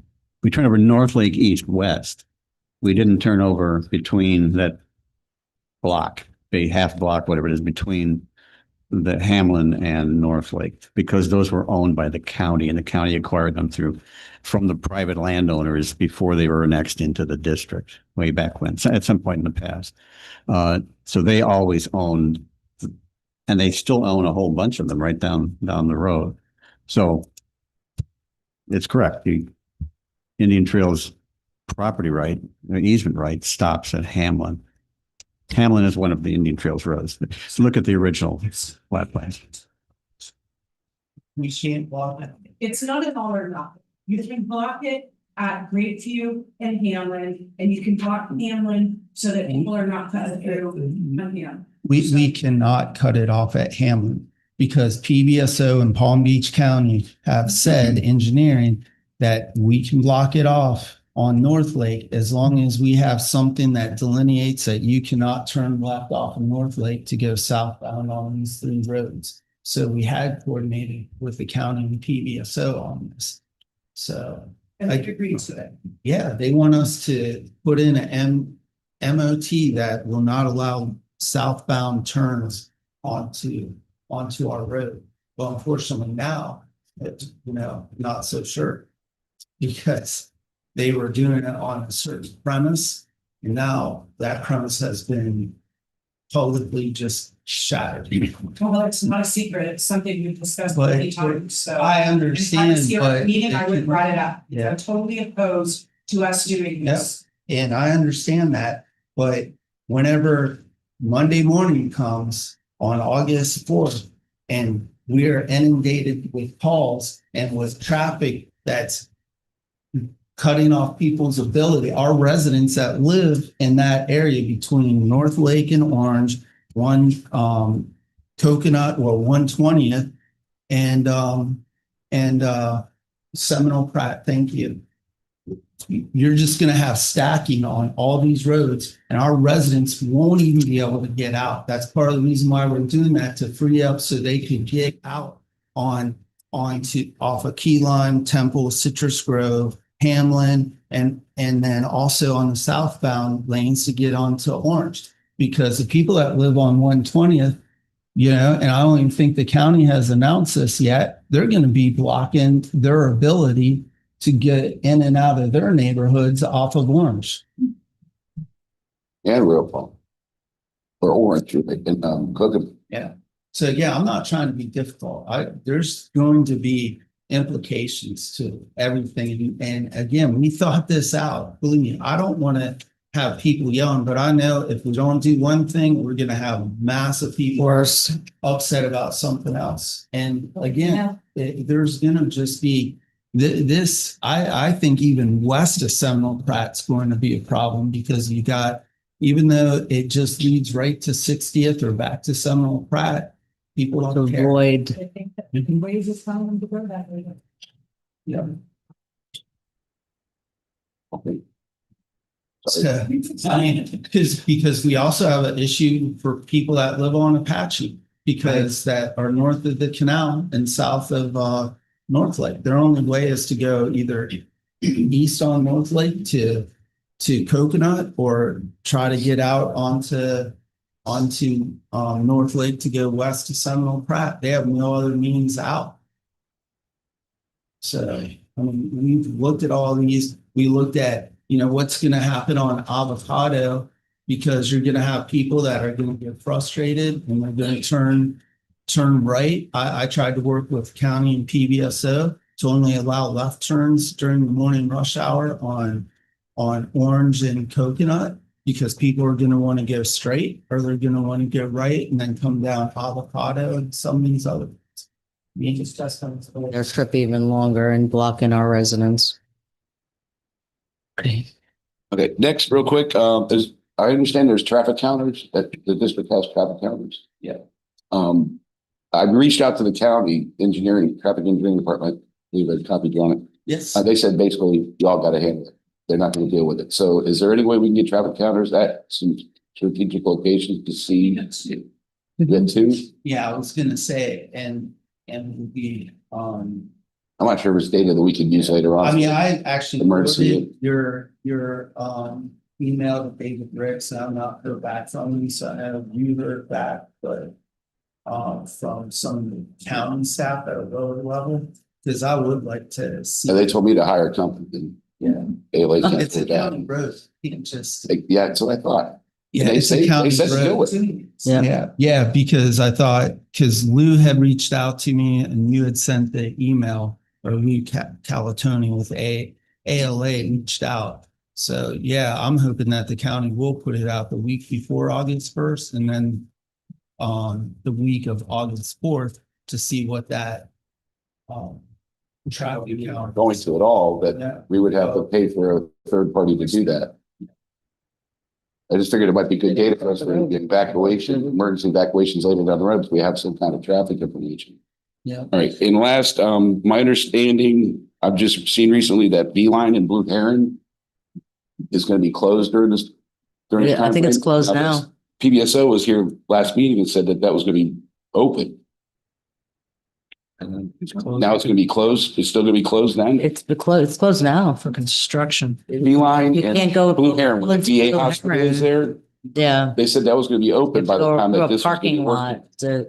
I don't know. We haven't had an update on Probably that. should have brought up to the Yeah. captain. Yeah. He could have brought it up to the meeting tomorrow. Yeah. If anybody could reach out to the captain, I can. Okay. You can ask that question. Okay, thank you.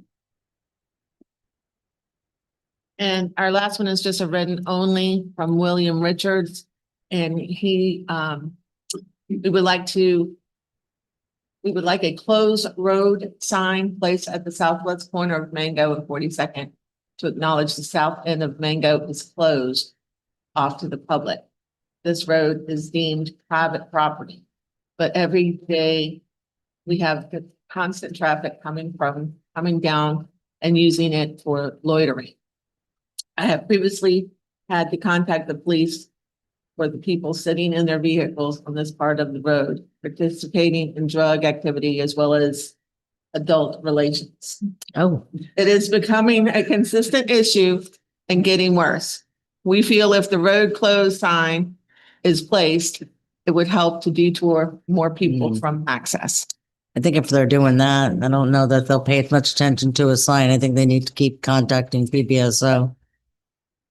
Okay, that's it? That's it. All right, thank you. All right, we're gonna move on to 11.19. that was pulled for discussion.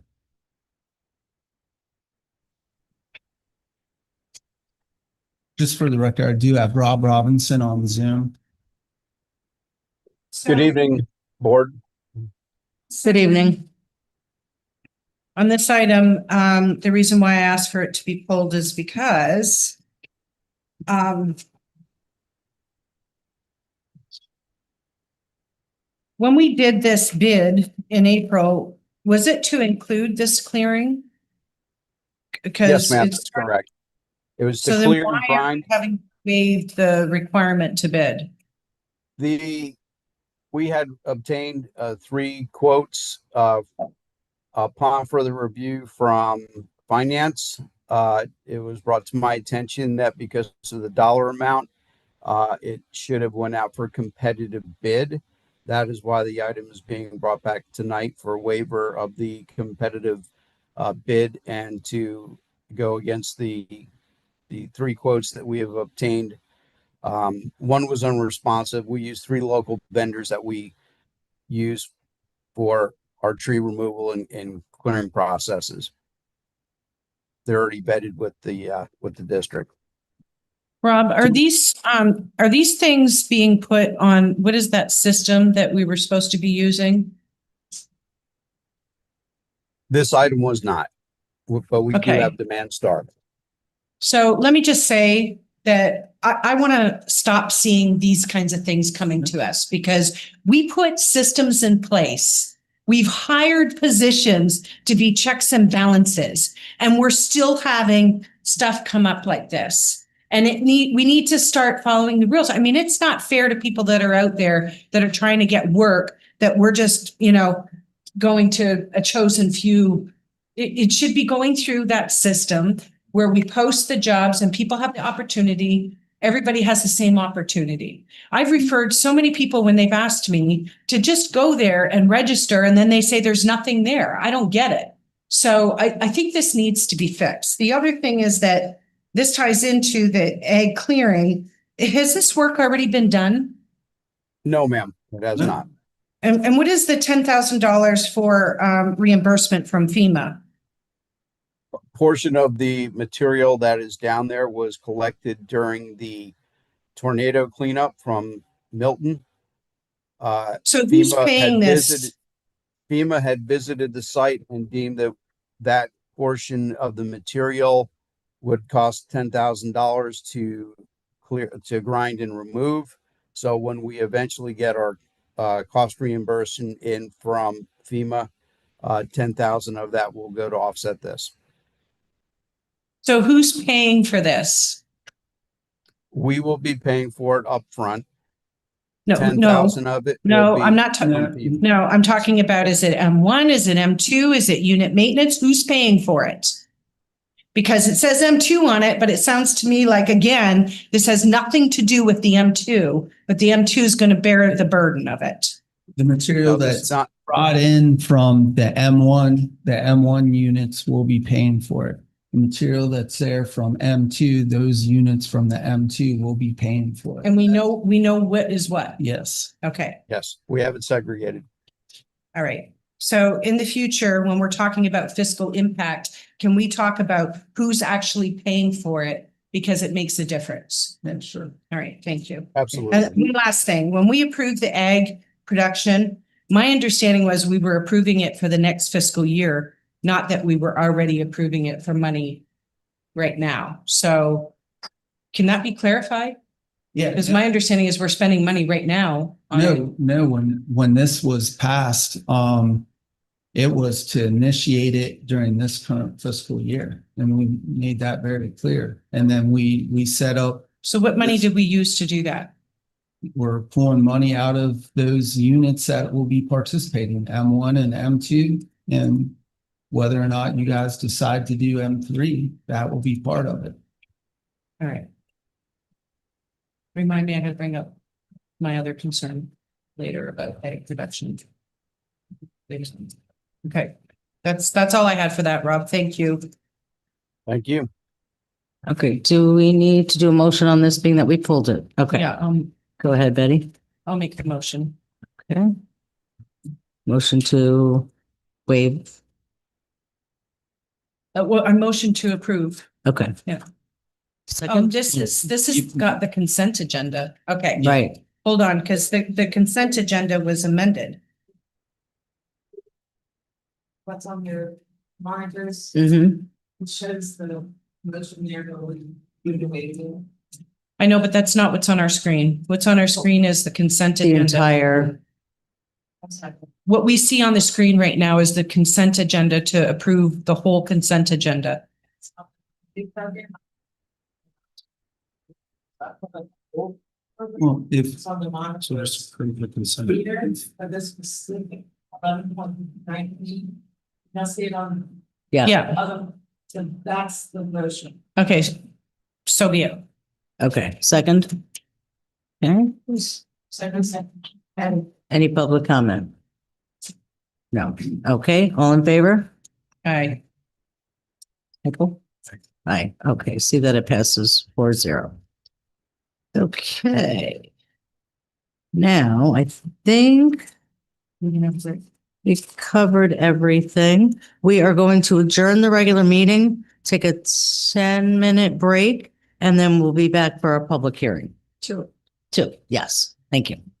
10 minutes. 8 o'clock, I'm sorry? Yes, How does it? which has been delayed if you haven't heard. But there is still the meeting at the library tomorrow at 6 o'clock, as far as we know. I haven't seen it. Yeah. Hey, vote on that motion.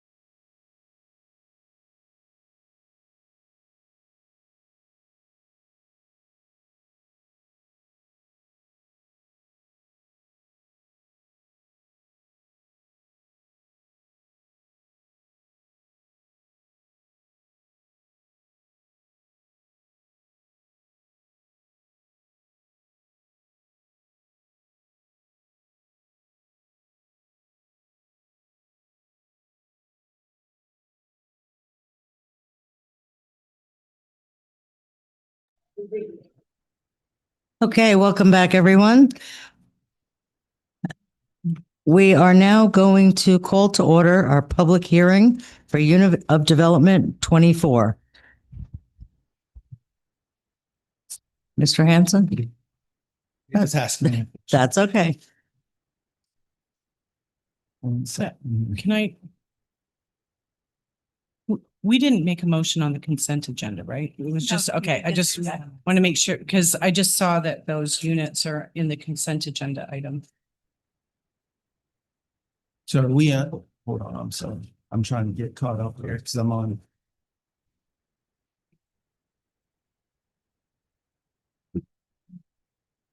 So this is a public hearing dealing with the note with Unit 24 Vintage Oaks water control plan. Mr. Foy and Ms. Viator, Mr. Palin and I can speak to it, but before we get into that, I believe we should let the applicant speak, which would be I believe Mr. Barnes. Would that be you that would like to speak to this? Let me do one introduction though. This is a public hearing where we receive comments from the public and we will report on the comments or lack thereof from the government agencies. That's the purpose of it. You're not making a motion to approve anything. It's a public hearing to receive input. Later on, I'm sorry. Right. Right.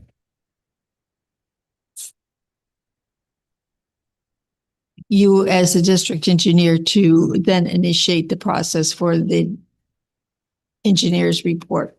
That's the part that's on the consent agenda. Yes, but that's what, Resolution. Yeah, we're in the public hearing. yes, but that ultimately is for what we're having a public hearing on is that particular, basically that motion. And then we close the public hearing and it's on the consent agenda. So then when we get to the consent agenda, we don't have to have a separate comment section.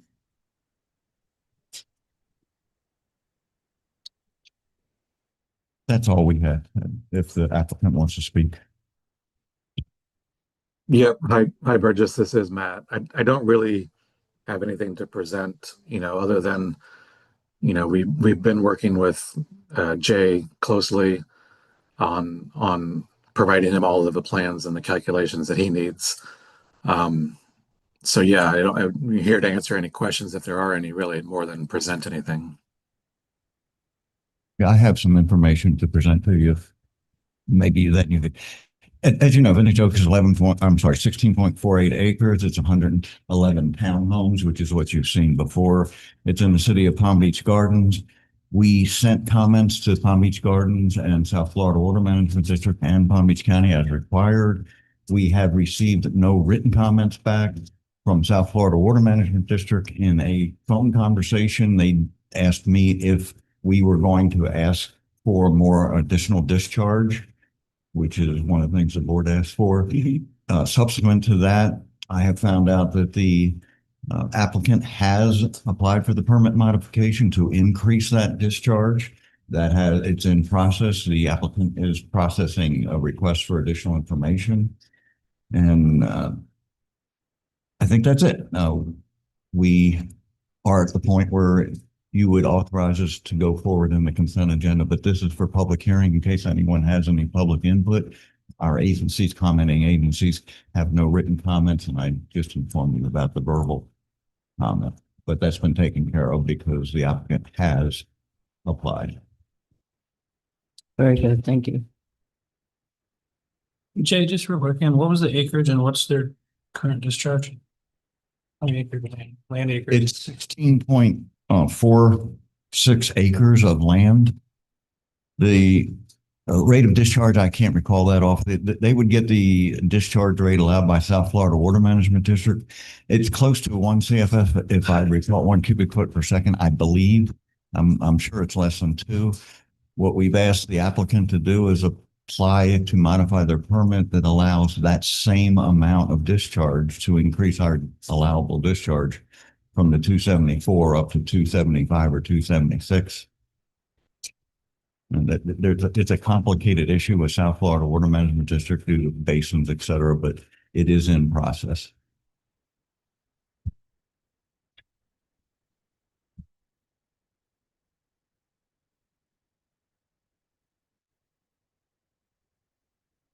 Is this pending that, is this, I mean, is the activation pending that approval from South Florida Water Management District? So otherwise we're taking on more water and not being able to get rid of more, basically? If I recall right, the agreement, the drainage agreement, the modified agreement requires make the best effort they can possibly make to get that increase. I don't, we already have a drainage service agreement that allows them to connect to our system. So I believe I don't remember the exact wording. Frank, maybe you do? Well, not the exact wording, but that was a condition that was carried over from the previous landowners when this area was originally approved by Palm Beach County quite a long time ago. There was a condition that asked for an additional increase in the drainage, and that condition is honored by the current owners. Now, is that condition, okay, you're asking for it, but what happens if they say no? It's not conditional on getting it. It's like Jay said, that they are making a reasonable effort to obtain it. My It's the- recollection of the original agreement was that it was conditional on them getting that they were to obtain it. So how is it that we're moving forward and we don't have it?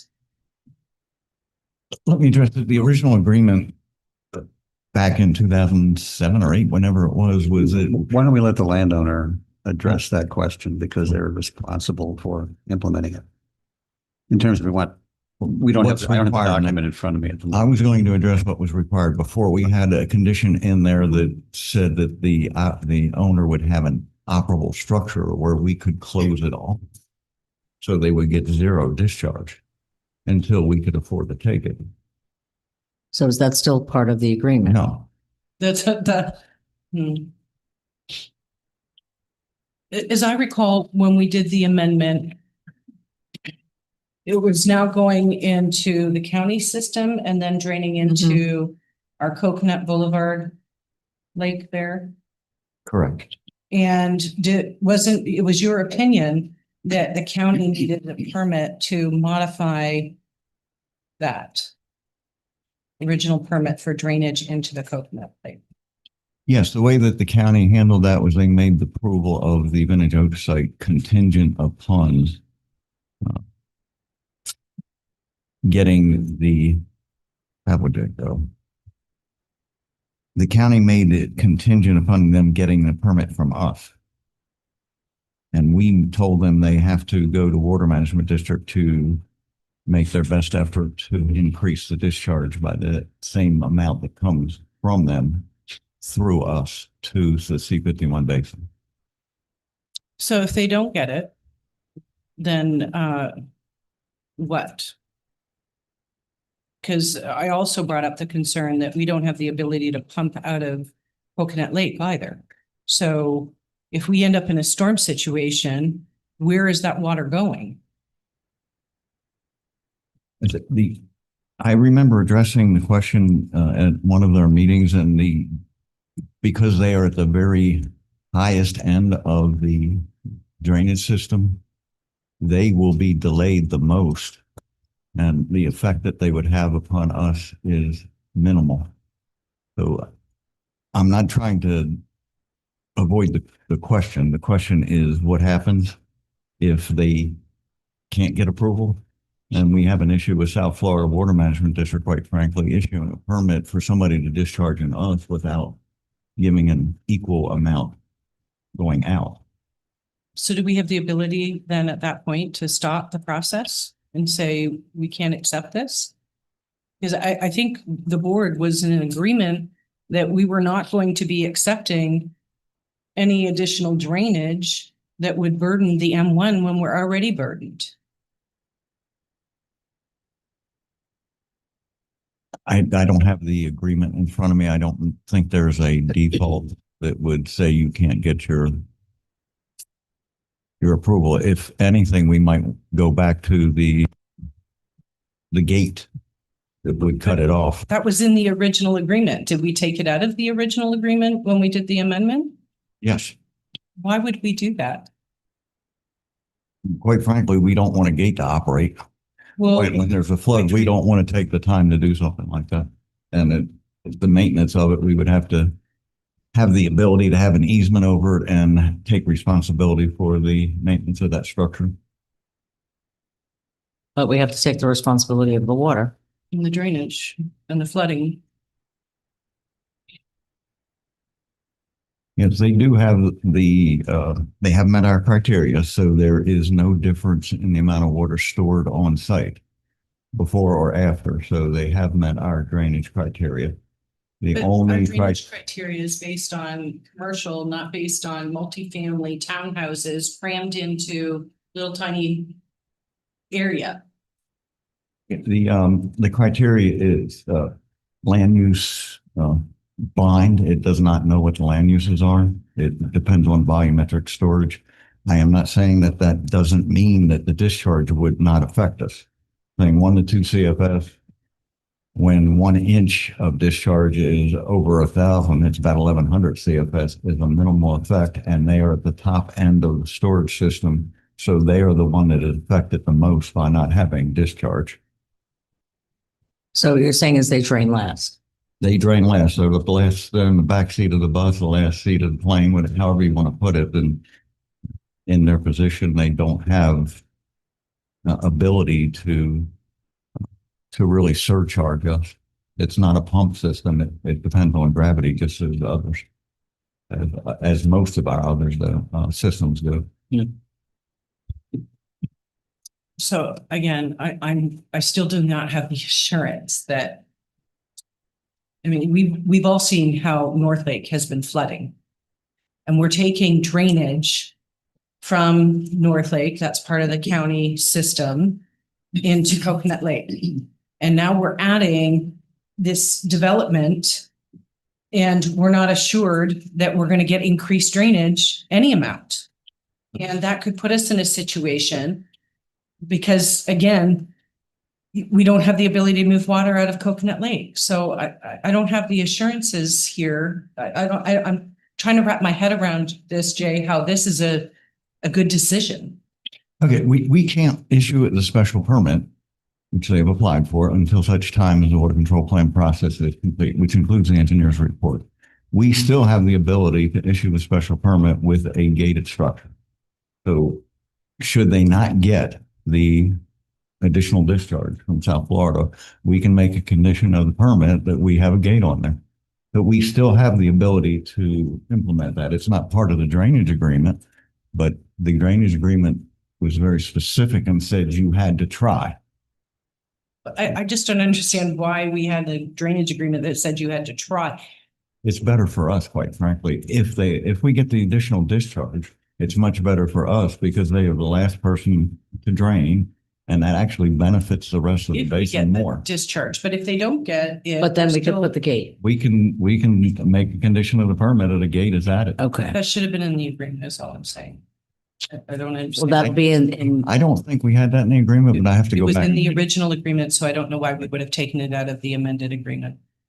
and why we don't have it here tonight. Yeah, we dropped the condition of the gate and substituted the condition of getting the additional discharge. That's what happened. It was in the original. Yeah, I agree. agreement. I feel like we're going in circles here because the board was very clear. We did not want it, anyway. Understood. So we're gonna have another kick at this when it comes back for The the special. engineer's report. Yes. When if they don't get the additional permit, the additional discharge, we can issue the special permit with a changed structure. Right, and it may be, it could be something else. Maybe you know, you have to put your engineer hat on and figure out how we getting water out of Coconut Lake. Right? Yes, I know how that happens, but yes, we'll address that. All right. Thank you. Very good. Thank you. Okay, public comment. Do we have any? None. Okay.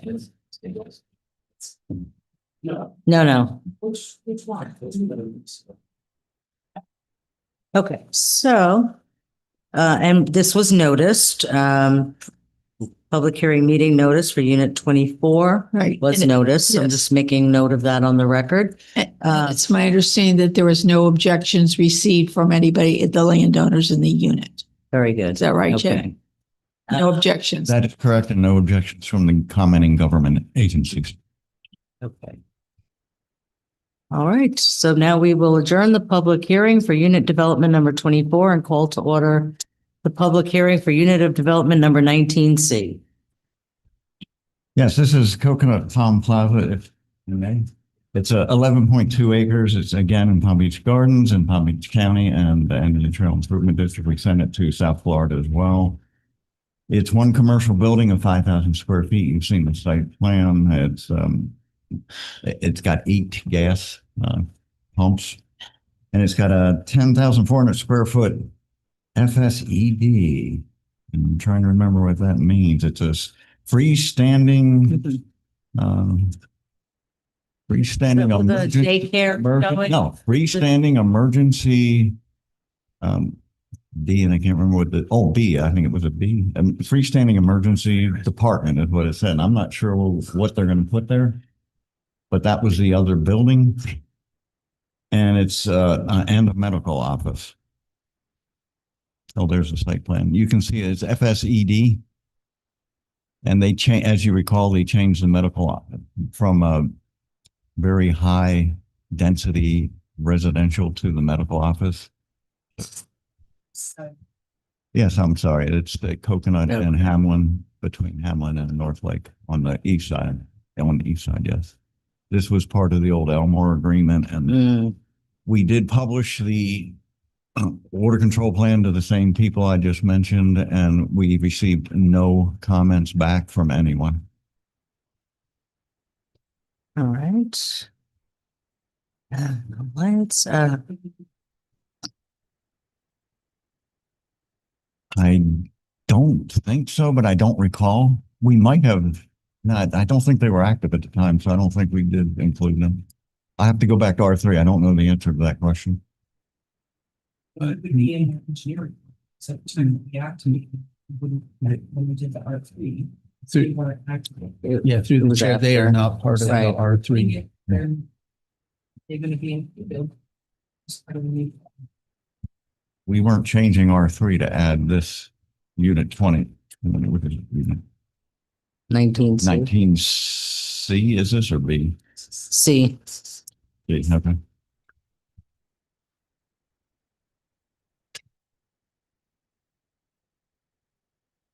This is another issue that we have to fix.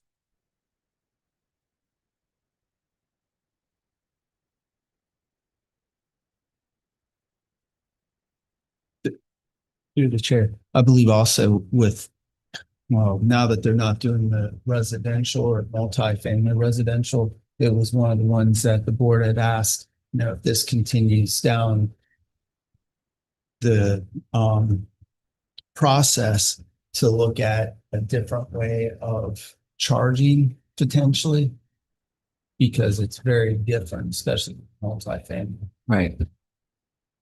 So it looks like they need all their buffers.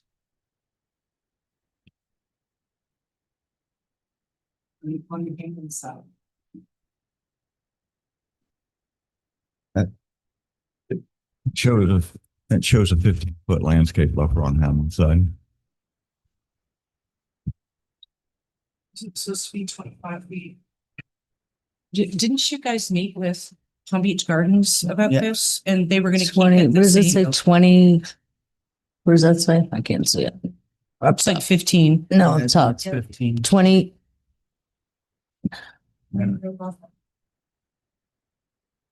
20-foot right of way buffer. Yeah. That's it. Yeah, it shows a 10-foot utility easement, 15. and a 15-foot landscape. But is there landscaping? Are they doing? I don't know. What's a The UE? LB stands for landscape buffer, so it's a 15. 15-foot landscape. And then a buffer. 10 foot. So Utility 20 easement. Okay, so we have the 25 feet utility tall. easement and a 15-foot buffer in addition to. So it's 25 feet The- total. Excuse me, the 10 and 15 overlap if it's 5 feet on either side of the landscape buffer, it could be 20 feet setback. And there's a small distance to the edge of parking. So the 10, it's not 10 plus 15, it's 15 plus some part of 10. Didn't the county adopt some new policy regarding setbacks from utility easements or even landscape buffers? Remember, this is in Palm Beach. I know, Or- but it's still, the whole purpose of it was because of the problems with FPL poles and other kinds of utility poles and people's trees growing into it. And anyway,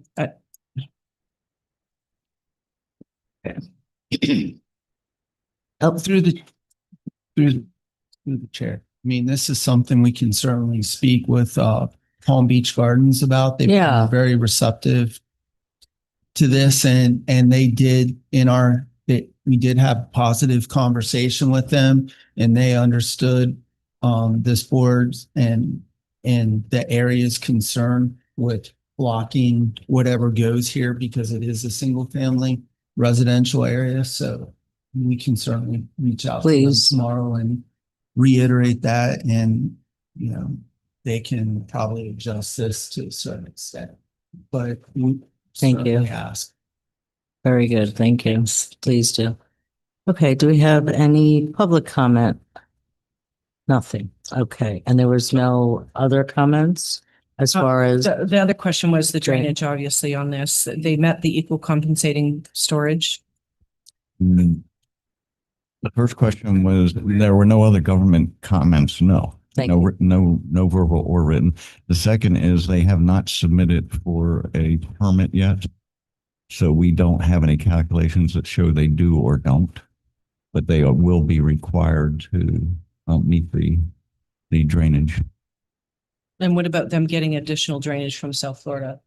This was part of the Elmore agreement, goes back to the 90s, I think it was, or early 2000s, and that's water under the bridge for this. Right, but did the Elmore agreement require the board to accept commercial development of these properties? It was not. So, the Elmore agreement is not really relevant here because what they've decided to use the land for is entirely different than what the board was agreeing to then.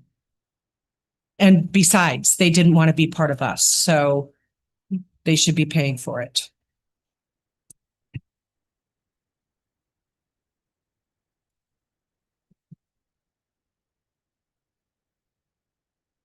I would comment, though, that they did do the road as part of that so that well, I understand, but I'm just trying to say, what did they expect or what did they contribute? I just wanted to make, That was 30 years ago. for the record. And they had a company and they paved the road and it already needs to be redone, so.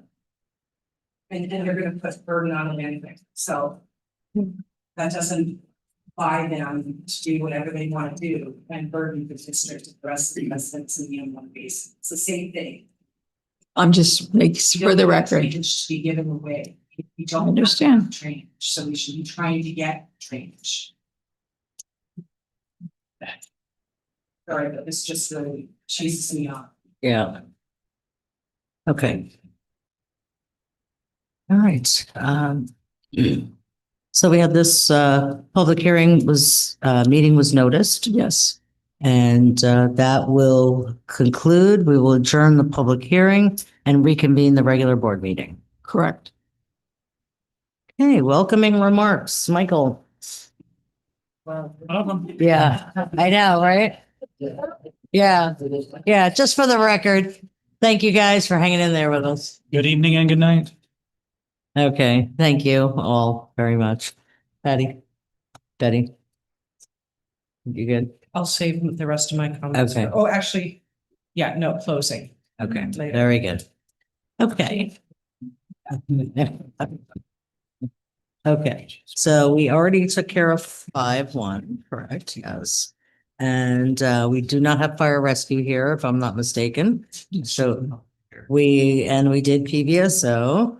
The 7-1 is done. 7-2, board discussion, direction, West End Crossing. It's now been postponed. till late in August.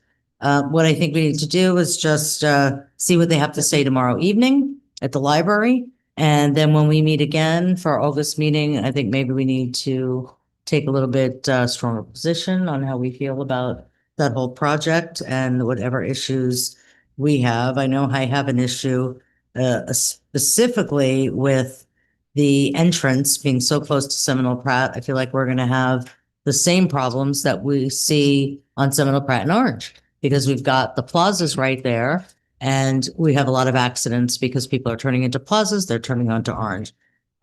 So I don't know if anybody else wants to provide any input at this time on this, or do we want to go ahead?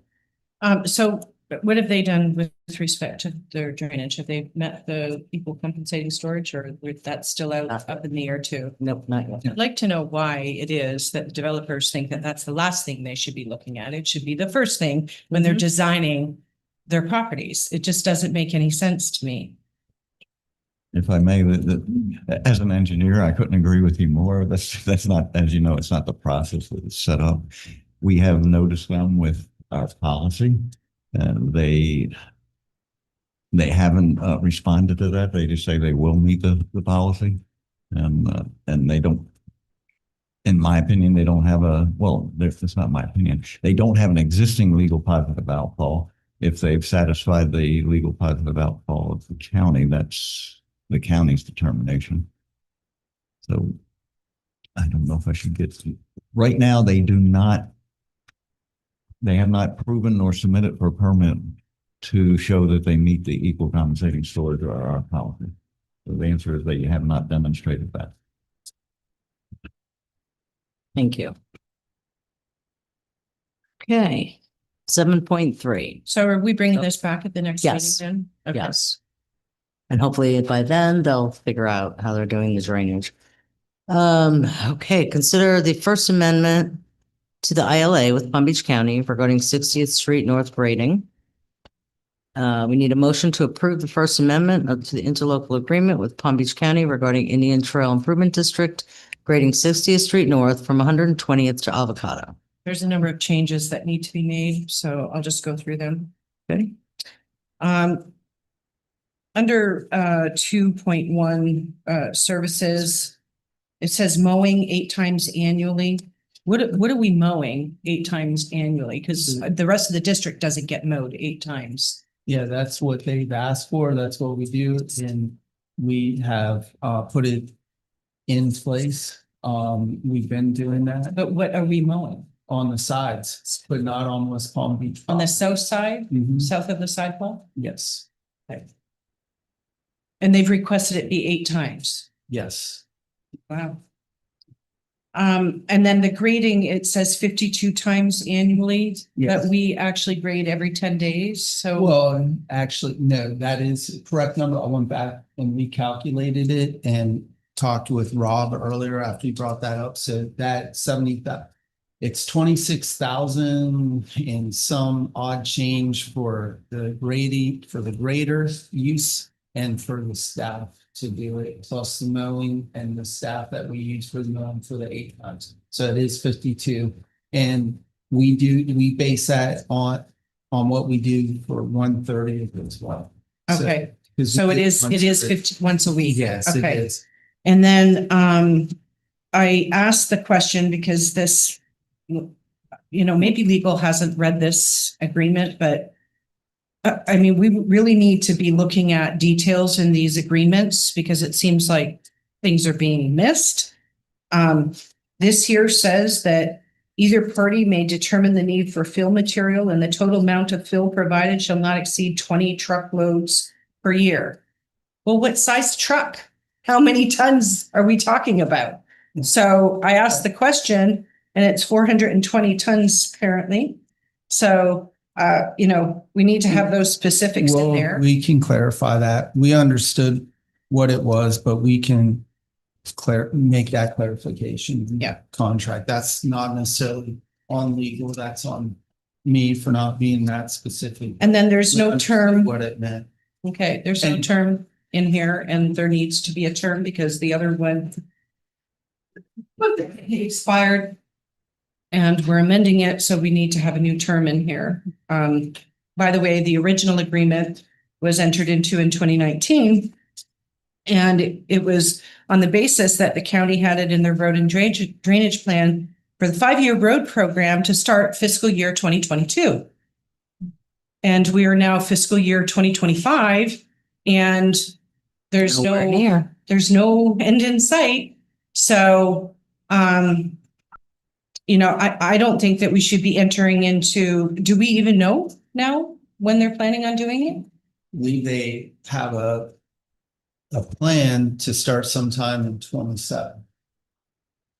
Well, my plan is that they not connect 60th Street at 140th. And if they do, that we nullify this agreement, because I don't think that they should be adding any additional traffic to that road without making improvements to it. So that's my personal opinion. So can we please add a term in there? And that's it. Right. Michael. Okay. Do you have a motion? I'll make the motion to approve. Oh, yeah, well, it's not letting me do anything. Just straight. There you go. Okay. Okay. Any public comment? Oh, subject to the amendments that Yeah. are proposed. Yeah. Are you clear, Scarlett? Yes. Okay. No public comment on this, correct? Okay, all in favor?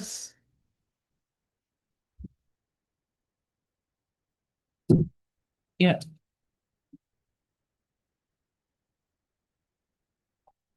The screen's not changing. Okay, there we go. Okay, motion passed 4-0. All right, other governmental updates. Mr. Hanson, do you have any? No, Nothing? then, good job to the board on working to all of you on working with the state legislature and governor on the $450,000 for the 640 acre M1 impoundment expansion. Look forward to getting started on that, and we'll be providing formal notice to GL Homes of what we're doing, so they're aware. And hopefully sometime depending on the design, and then we'll begin we'll initiate the permitting process that will be needed. And maybe sometime next year, we'll be coming to this board with more defined or a more definitive cost estimate, and then some, options on how to move forward with that. Very good. Thank For you. construction of the surface level phase 1. Right. I'd also like to thank Michael. You did a great job updating the water task force about our success on this 640. So was watching. So thank you very much for that. Yes, Slug and Associates said it kept them from getting up and having to. Yeah. Well, good job. Good job for you and them. Thank you. All right. We already did public input. Moving on to 10-1. Approval, facility use permit for Indian Trail Improvement District, movies in the park. I'm looking for a motion to approve facility use permit for Indian Trail to host movie in the park series. Does anybody have any questions? No. No questions? I would like to say, Okay. I really think that we shouldn't be spending money on these things at all. Do we have sponsors for this, Kenny? So for the 3 that we outlined, right? You could say it is being partnership with that, which my greatest association. The sponsorship dollars would come to these events for the movies. With the movie series, we could actually charge a small fee, we would actually make the license of usually $5 for residents instead of $7. That's the pay to license fee for $5. We do think about the season. One of the reasons I think movie series would make sense is usually it has a big obviously the events and big When was done many years ago, sponsors covered the whole expense. There was no expense to the district at all. So I'd like to It's see, actually not hosted by the district. well, Yeah. but so I'd like to see, you guys together working on that, trying to get sponsors for this so it doesn't cost the taxpayers. I don't want to have to charge people. There was never a charge before. I think it was like $1 for popcorn or whatever, but that was all run by the nonprofits. So I'd even like to, if we can, provide that at no cost to the residents. And are we going to move this from park to park, or what did we decide? Because I'd like to get people to all the parks so they can see the parks that maybe they have never been to before. And, if somebody lives all the way at the East End, it might be, let's give everybody a fair shake that they're not always traveling to either ACP or Hamlin. My original thought was to go to each of the parks for that exact reason, to bring the public to the parks that they usually don't see. So it works well. We've done that in the past at other locations. And if you think about, regardless who's putting it on, we're still going to have staff there. We're going to still have those same expenses, but the sponsorships should cover those costs. So I think these items are a great idea. I think it's great to bring the community together. That's what we've been trying to do. And this is a great way to do it, having these events. Hopefully they can get the concert series back up and running once, people start getting back into the groove of these events happening. And I'm glad that we're working in partnership, because I think that will show people that we're working together, and it starts here. Yep. So 2 things. There's nothing in the permit that says anything about cooperation and doing this with the Acreage Landowners Association. And there's a fiscal impact for every one of these things. And, just a quick calculation I did, we're looking at $150,000, and that doesn't include staff time. So, we can say what we want to say about sponsorships, but we don't have it. Where are you getting $150,000? If you add up each of the expenses on each one of the permits and add them all together, I mean, $20,000 just for licenses for movies, and plus $6,000 for event insurance, plus, was it? It's a total of 2,000 for 4 events, yeah. 500 each. And Okay, it's so- $495 for the licensing. What is the fiscal burden to the district? We have never paid these things before, is what I'm saying. The Like, thought is to have the sponsors actually pay for the events. So there shouldn't be an actual burden to the district. Now, the licensing fee, if we're not charging something for that, that could be a potential burden. Okay, so if we can't get sponsors, we'll have to charge the residents a couple of dollars. We're going to have staff regardless of who's doing it. So even if the ALA does it on their own, we still have to have staff there. So we still are bearing some expense with that. And how much staff do we need to have at these events? When, if ALA is working it, they've got volunteers, we're basically going to have the same amount of staff, or Correct. do we need more? It's not Than gonna it would affect it. be if it was just them. It wouldn't affect our current staffing. We won't need anything extra Okay. because it will be volunteers. We are working with the high school for volunteers as well. is 0. So, I mean, if we're going to be making these statements, we have to have things that are measurable. And those things need to be discussed here at this meeting. This board is the one that's responsible for it. It is our tax dollars. I disagree with us committing to these events and spending the amount of money that we are proposing here. It is not the role of the district. It is not. So I'm just going to leave it at that. I'm opposed. Okay, so we do the holiday roundup every year. No, not every year. We did it last year. The movies in the park we used to do, and there were sponsors initially, but you know why the board canceled them? Because there was misrepresentation to the board that it was covered by sponsorship, and those sponsorships dried up and we're no longer covering it, and it was coming out of taxpayer dollars. And the previous board, which consisted of Carol Jacobs, Jennifer Hager, me, and Ralph Bear, said, hell no. We're not spending this money on this. And over, this keeps coming to this board of us doing these things that were always done by the public, by the nonprofits. And I'm just frustrated that we keep trying to do this.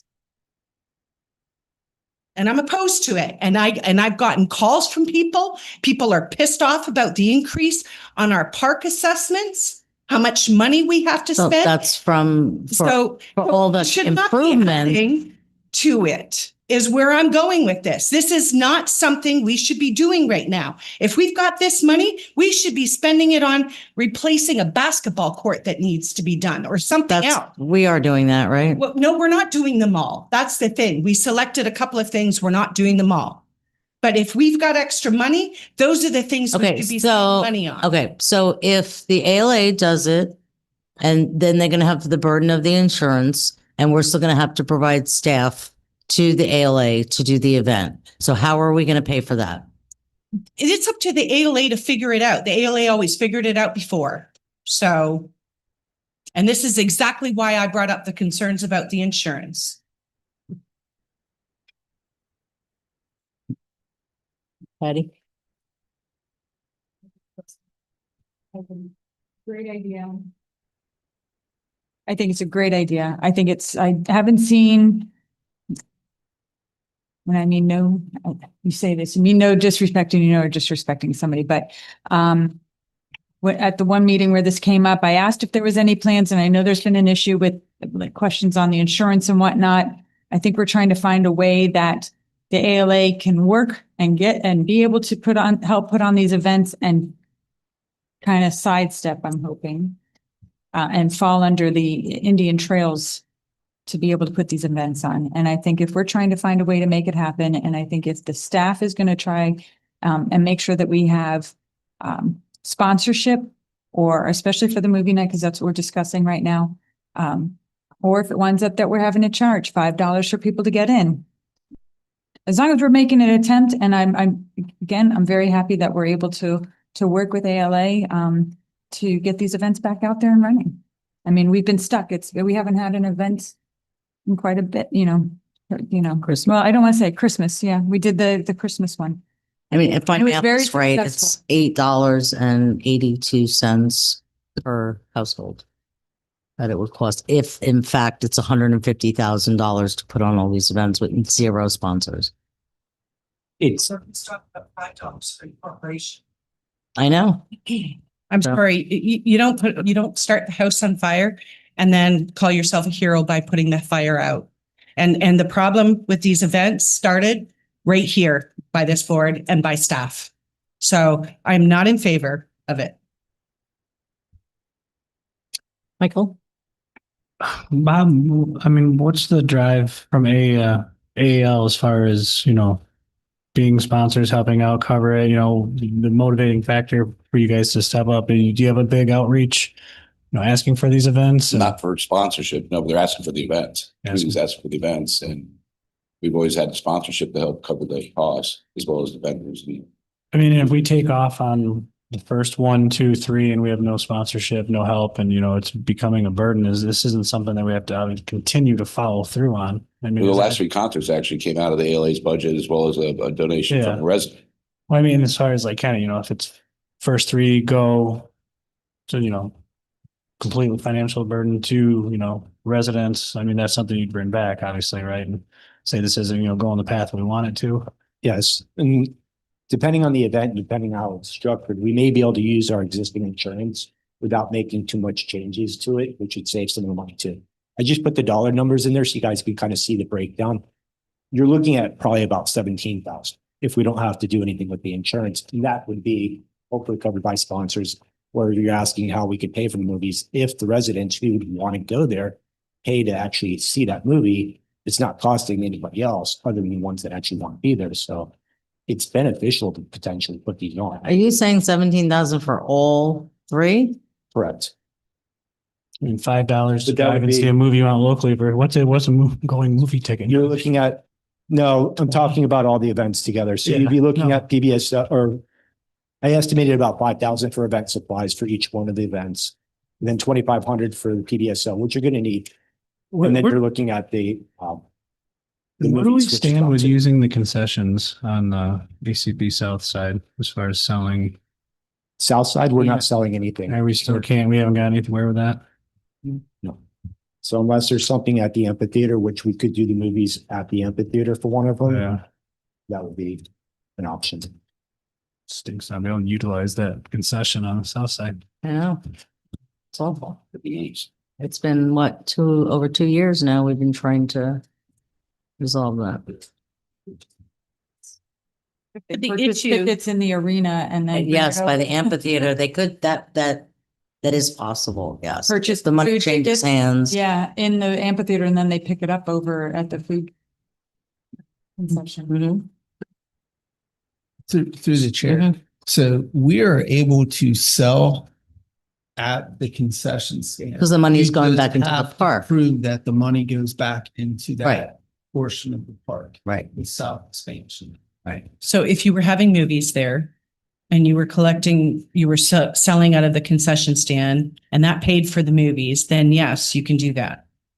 The problem is that you have to have the accounting for it. Mhm. Which we do, actually. The new rec desk program that we have will be accepting debit and credit cards. And it has a point of sale system in it that will actually keep track of everything we're doing. And we could even do the movie tickets that way as well. And it is compatible with our other system. So, and that should be up and running in the next 3 weeks, 4 weeks. And then are we looking ahead to say, okay, we'll get this off the ground and then let the ALA run with it Yeah. in the future? Through the chair. I didn't want to obligate all of these. I thought we were just talking about movies in the parks, but the whole goal here is to help the ALA. I've had conversations with Mr. Milligan and Mr. Calatoni about our goal here is try to get more people involved. They increase their membership, the volunteers for these events, and then gladly we can give it to them. But I think they honestly need some help the first year or two of this, and then it can move on. I mean, if we think we could do it without any tax burden to the residents, then I'm all for it, Yeah. obviously. Because I think these events are good for the community. Yeah. But again, I don't disagree with Betty that, the burden should not be on the residents. We already do enough of that. Everybody, paying for things that, they're not seeing a return on. So, I mean, I need to know that you're confident that, working with the ALA, that this is going to be able to be financed through the event itself and not out of taxpayer dollars. I understand we'll have to lay out some money to get there, but the return has to be there. Through the chair, just quickly, there's another benefit. You have a group of residents out there that don't even know about the parks. They don't even know about this district. I'm sorry. But I thought she smelled gas. Smell gas. Does anybody else smell it? Nobody smells gas. No, Jay. no, it smells like propane. Don't smell. Nobody smells it. Okay. It's me. No, Sorry. So I'm sorry. Sinus problem. Go ahead. I sometimes don't smell. So anyway, I think this is an opportunity for us as well to get some people in that wouldn't normally follow us on Facebook or know they might see our grader with the logo or equipment out or truck out there. But this is a way for the board to connect using your parks department as the ambassadors. And then what makes this concept even better is we're combining it with people identifying with the ALA or even other organizations like the AAL who may want to participate as well. And, move these things forward. And then at some point, give it to them. We've got tens of millions of dollars over the next several years in capital projects that we can focus on. So I keep hearing give it to them. The thing is that the ALA did it just fine. And the issue that needed to be clarified was the insurance. And instead of solving that problem, we made it worse. So, the board can be involved, the district can be involved. The district was always a co-sponsor of the events, but we do not need to be allocating taxpayer dollars towards this. That is my concern. And I have a problem with that, and I'm going to continue to have a problem with it.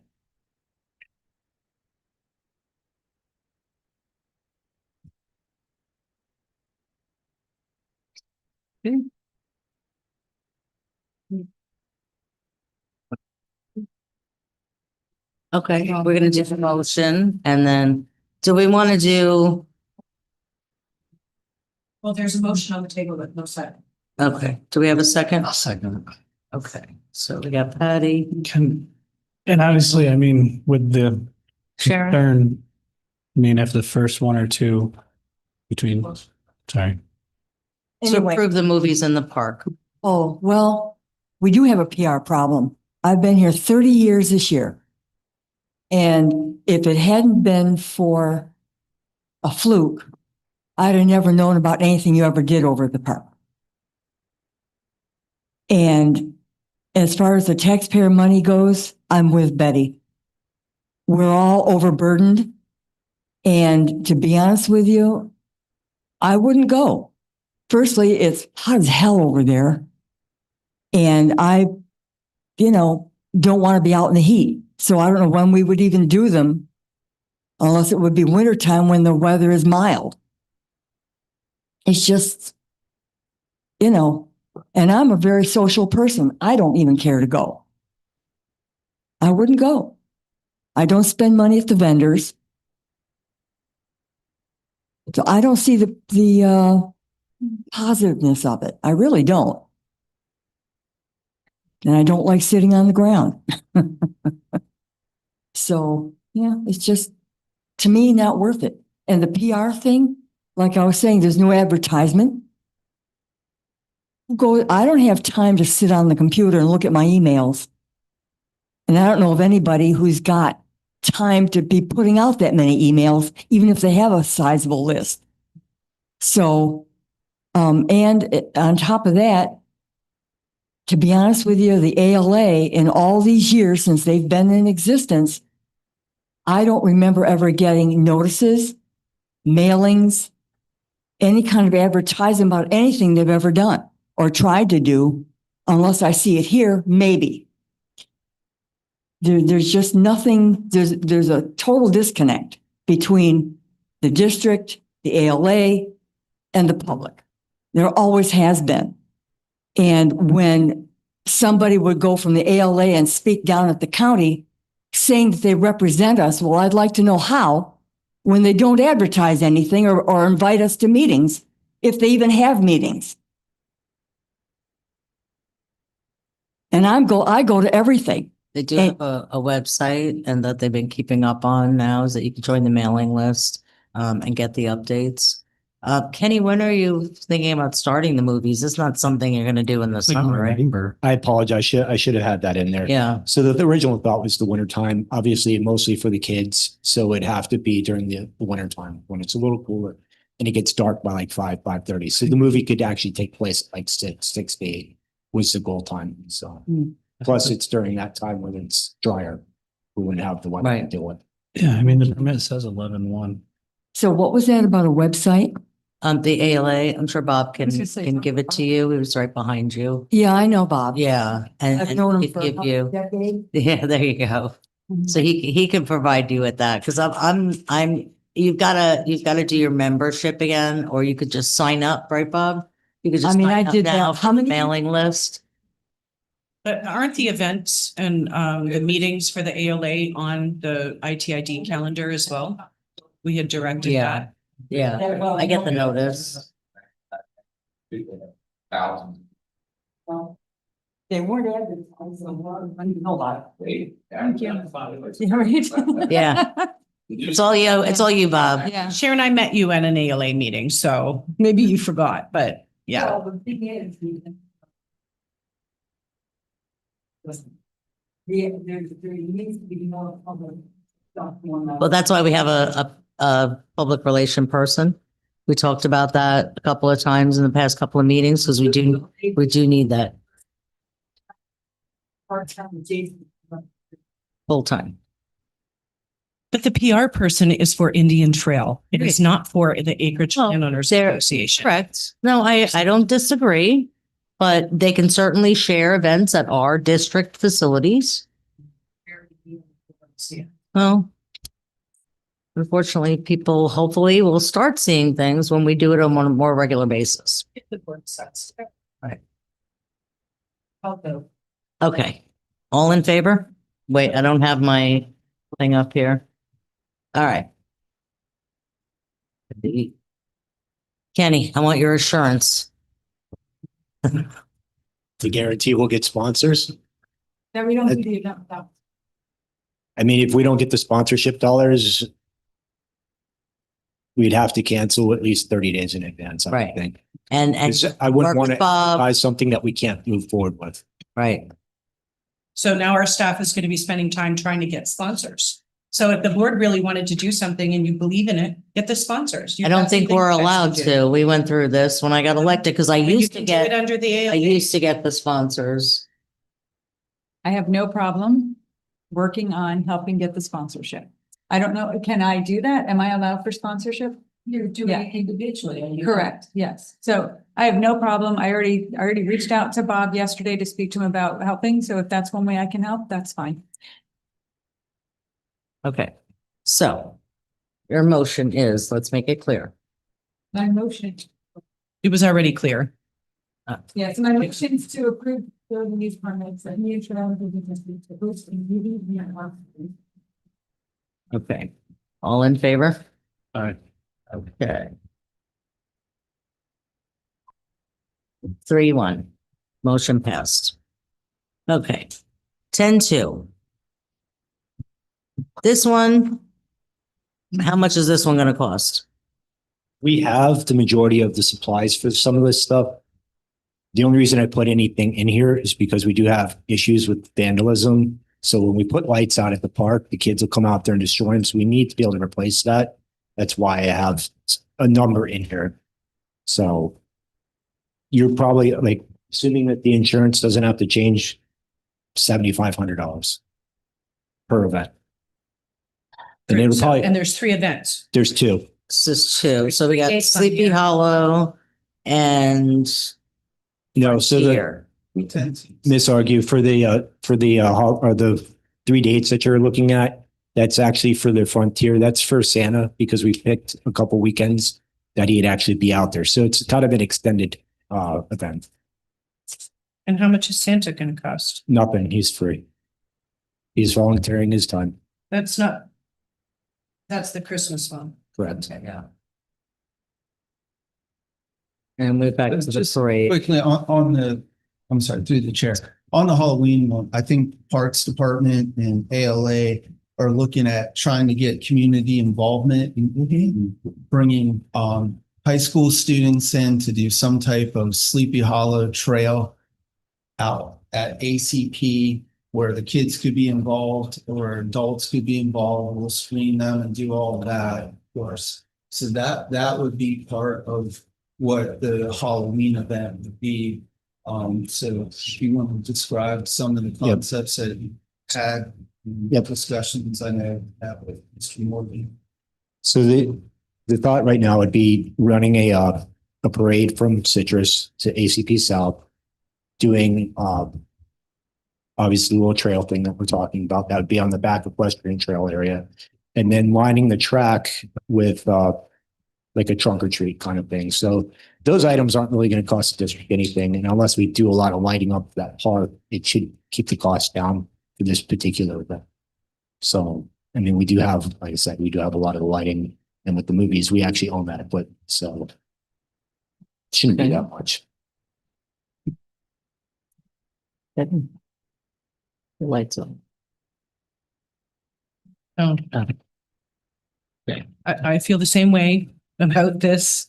And that is that, you know, we're trying to, well, we've changed the language, but anyway.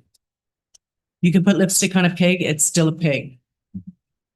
Well, I think if it doesn't cost anything and this helps the ALA get it done, Let's not say that it doesn't cost anything If the because sponsor, we we're going to said, have to pay for. gotta be BSO, We're covered. going to have to pay for a number of things. we So get sponsors. we're going to have sponsors, and if we don't have sponsors, 30 days in advance, it's going to be canceled. Okay. That'd be the minimum. Put it out there, because we have to advertise now to the public, and got to give the public enough time to understand that that event has been canceled. Right. And get the sponsors out there. Correct. But that would be the budgeted amount that we would shoot for to be able to make it happen. By That's actually- sponsorship. Correct. And that's actually a low amount when it comes to these events. A lot of these small community events at bigger places won't go to 20,000. And you have it at what, 17? Each one, 7,500. 7,500. Okay. With potential of maybe. If that, yeah, it depends on what we have out there. So if we have questions or we have something else that might be beyond it, we may have something in addition to. Through the chair, just one thought, food for thought. The outreach is to the schools, to the community. We are reaching out to Summer Ridge. We're reaching out to daycares. There is the dance academies, and the feedback that we're getting is very enthusiastic, highly anticipating this.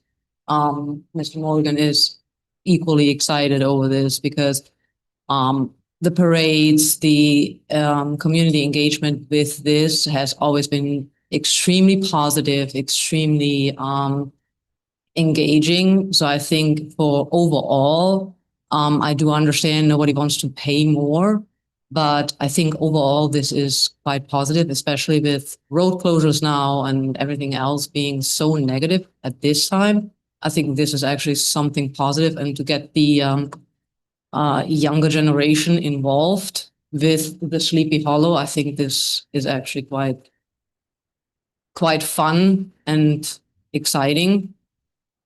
So just as a thought, canceling it 30 days prior with all that planning going in, I think that is more of a waste of taxpayers' money versus going through with the program. That would be a poor decision. Because one of the things that I find really interesting is that when it's convenient, when we want to kill something, we talk about liability. But when we don't want to kill something and we're trying to push it through, there's no liability being discussed. No liability as, no, I have the liability covered on that for the district. We did do that. We had the Christmas. Speaking about actual liability existing because we're doing events. Oh. Yeah. But So we had the Christmas and we had a good turnout for that. And in the rain, we had 900 and some odd kids visit Santa. That was pretty good. But I get the point about the liability. So if the ALA does it on their own, what does our liability look like? they will have to carry the insurance. So They have to carry the insurance, they have to carry the background checks, they have to do everything we would do. And outside of that, the liability would fall in the condition of the park. So if there was a hole or somebody tripped in a hole, that would be the district's liability. Maintenance. So either way, Anything about background checks on here? How much is that costing? On the volunteer part, the background checks are about $13. For every single one? Depends on And the, who's doing that? There's a staff member covering that. yes. I mean, this is the thing. We're turning into, But we're we have putting to- our energy, and you're involved as well, Miriam, in your new role? I mean. But my salary is my salary. but You're it not doesn't- paying more or less. Energy is going into running events for the district rather than doing work on something that is important, that we have enough things going on. This is what I just do not, this is not something we should be doing. If we really want to help have events, we need to be looking at our insurance policy and figuring out how we can fix that. Okay, that's how we should do it. Not try and be in control of it. And the rest of it is all smoke and mirrors as far as I'm concerned. Through the chair. again, there's no smoke and mirrors here. We're trying to bring the community together. This is a good way to do it. It's about the only way we can do it with our limitations.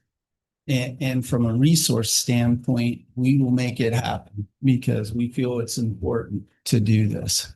You know, I think for the ALA, again, this is a tool for them to build their membership and to get people to other events so they can do more events. And this is also a tool for them or a way for them to also gain fundraising with food trucks and vendors and things like that. Do that, but you made it impossible with the insurance policy. I'd like to go ahead and make the motion to approve the facility use permit for Indian Trails. Sorry, I was going to try to read on the screen. Indian Trail District to host Sleepy Hollow Halloween event and parade at Acreage Community Park South Campus. Do we have a second?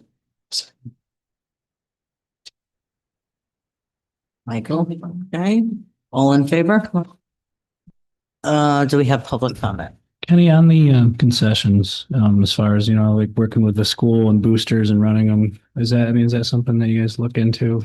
Yeah, we're already looking into like communicating with the schools. We have relationships with the schools. And So And with the, I know you're saying the money that's made in like the ACB South has to stay there. Is that the case if it were to be, and this is just if something like, you know, if we were to donate or no, like to the Donate school, to- like the schools or something? what do you mean by that? Just like if the flag football came out, or like if the ALA, like flag football girls, you know, we worked with them as far as covering people running the concession, you know, are we able to, from the concession revenue, you know, kind of give back to like even the Acreage Athletic League? As far as like money being taken in at the concession there? Yeah, if District, there we were, have if to there show were that. volunteering, working it, you know, can we donate to them? Do we, you know, give back to them also? Mhm. Kind of, I just didn't know how that worked with the, well, ACB South and the. Well, it would have to stay in a park program. So I don't know that we could just give it to either of the organizations. No, I'm just curious if they're the ones. Sell But food tickets. still- You know, park program. No, I just curious how it would. Park recovery. Right, but it has to be in the Right, ATP part, but- correct? right. Right, but the loophole maybe is to sell the food tickets in the area and have them pick up the food at the concession stand, and you nix that. And we can, maybe it's something that we can have Acreage Athletic League be the sponsors for that, so they could go ahead and do it and work the concession and make the money off. Generate some revenue for them. Or maybe ALA wants to do it so they can boost money for them, or whatever organization would like to do that and take over that part of it, maybe we can work it out that way. But I like your idea of it being maybe a fundraiser for them. So, I mean, if Yeah. that's a way of finding some, you know, but covering, displacing some staff in situations, possibly. Bob, I'd like to hear from you on this. I like sneaky thing about getting money at the amphitheater and handing that at the. Not sneaky at all. That's, That would bypass the problem that we're having, I would think. We would also, we can do the food trucks. I mean, we still do food trucks. Vendor tents. So we wouldn't really need to have the concession, and you know, if that's the case, we have food trucks. We don't have a problem. We got plenty of time to get this hooked now, so. and if you charge the food trucks to be there, I mean, that's gonna offset the cost as well. No, it's like $125 a truck, and then what we've discussed so far is that the ALA would handle the food trucks, the vendor tents, and either the ALA get a temporary beer wine license, which we're allowed, nonprofits can get twice a year, and we haven't done it. The ALA used to do it back in the old jam days, or get a beer truck, and that would be the ALA's portion. We would help to get sponsorship also for the cost of the event itself. I mean, we really haven't made any, we were waiting for this movie before, or this meeting before we discussed anything deeper. Is our food truck, what we're charging them, is that on par with other municipalities and areas? It is. It is. And when we had our concerts, that's what we did. We had 10 food trucks lined up at $125 a spot. We used to get a percentage, but they were only paying us what was electronically paid. Yeah. Cash went in the pocket. We never saw Say it. We stopped. $125 seems cheap. That's like a couple of beers to them. Well, we did it. You don't go hear the Back at movie, the concert, generators we running. had them, and then there was too many, and we cut them back. With the movies, one of the thoughts was to maybe kind of set up the food trucks around like what the theme is of that movie. So if you had a movie that was one is something that would, yeah, that could be an example, or one that you could bring like Frost, even Frost, or one of those, bring in a snow cone truck or something like that. Something that kind of ties into that actual movie. But And how do you feel about getting this off the ground with the district as opposed to trying to do it on your own? Again, it's always it's been the insurance. It's our problem. We can't spend $6,000 on insurance. We don't even have it. And there's no way for us to get around the insurance. I'm That's a sorry. board directed, insurance. But- Yeah. Right. I mean, that's what we ask of everybody else. I mean, bad That people has don't been do it. Right. provided So by we other can't- vendors, We so wouldn't it's do it. the. Now, our Sponsors would be awesome. I mean, that's been our our heart cost in the past. is After the COVID, same. They killed us. Our cost, Killed us, and we lost if our we're sponsor. covered, it's our annual cost. Sorry, Scarlett. Can't hear two conversations, sorry. Our cost for the liability would be the same cost as the ALA's cost. For us, it's an annual. Our liability insurance is our. So we're already paying it. We already There's no pay. additional No, cost it's not for each additional event. cost. We have our annual And liability. and there's no problem for the ALA to be under our insurance. We would be the event. So the district. is saves the- them Yes, the 60 district is the, 6,000 for yes, the insurance. the district is the main. Okay. So where's the $6,000 come from for special event insurance? We do not need the special event insurance because we are already covered under we are not doing anything extra. We are not getting 500 bounce houses. So that would be the extra part that we had last time when we had Says special event insurance, $6,000. the special event that we are looking at that might be on the parade. That's where we have to look at what the parade will be extra, because on the parade I have to look because that might be whatever is going to be covered on horses, ATVs, buggies, swamp buggies. So that might be something that is out of the ordinary. Everything else might be covered through other events that we have, but the parade might be something different. yeah, which is why I put it in there. It may be covered by current district's current insurance. We have to actually check. We have to confirm it.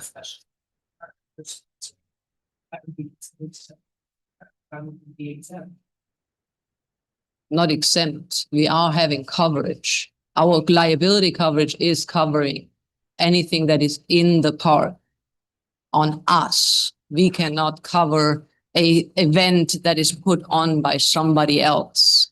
Like we cannot cover an event that is put on by somebody else. We're not assuming the liability for somebody else. So using that, Miriam, we have a service provider agreement with the Acreage Landowners Association, which we've always had, and it has always been a co-sponsorship run by the Acreage Landowners Association. But the district part was always the park part.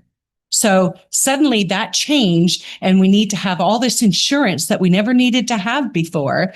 And it made it impossible for the Acreage Landowners Association to even do anything. In fact, they couldn't even get answers. So, I find it difficult to believe that. Through the chair, I have provided answers to Excuse Mr. me, I am Morgan. talking. I have provided answers to Mr. Morgan. That's through numerous times we have had conversations. I have given answers numerous times, so I do take offense to that. And I'm just going to say. It seems to me that it depends on whether or not the district is controlling it or the district is co-sponsoring it. So I don't understand how the difference is there. And then we're going to put burdens on people, which I said every step of the way, this is going to stop things from happening in this community. People are not going to be able to do it. So now we're picking and choosing, and this puts the district in control. Nobody else can do it because they can't afford it. Oh, but our general liability insurance covers it. That's great. And I already voted no. Okay. Michael? Did you vote?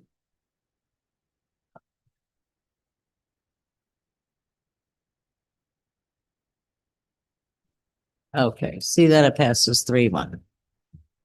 Next, Frontier Holiday Roundup. Parade and Roundup.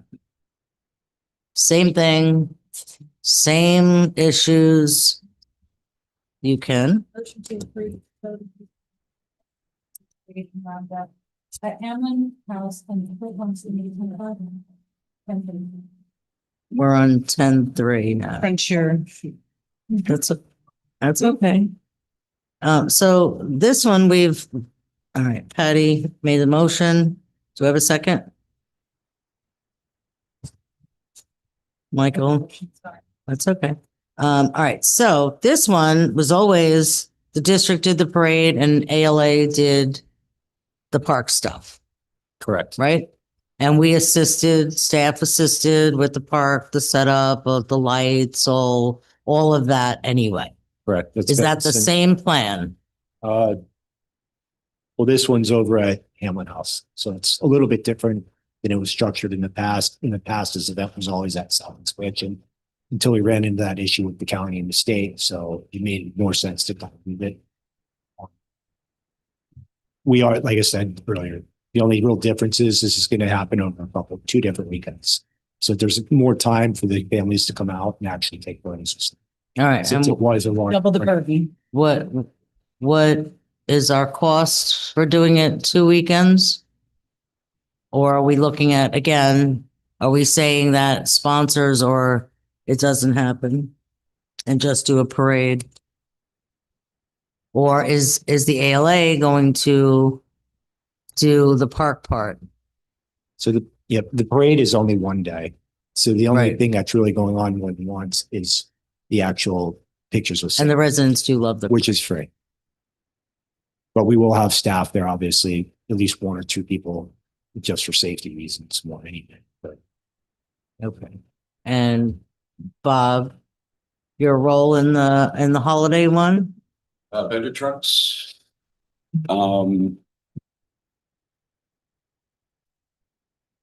Beer truck and vendor tents, and also to help with the locating sponsors. So basically the same thing. Okay. All right, we have a motion and a second. Any public comment? Call the vote.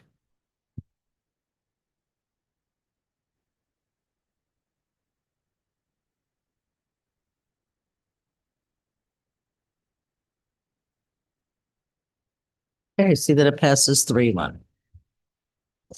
Okay, next, 10-4. That was Did removed. we pulled that? Yeah, okay. And, yeah, Yes. and 10-5, and we have the, Because it's on August 2nd. It's at Acreage Community Park North and tackle football is going on. It never should have been on here.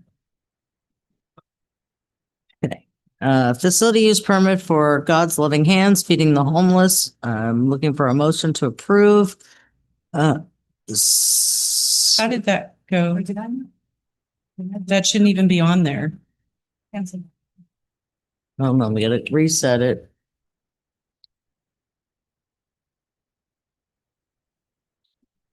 No, because that'll mess everything up.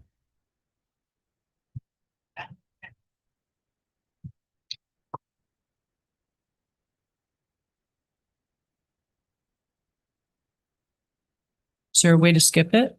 Or just motion to deny or? Huh?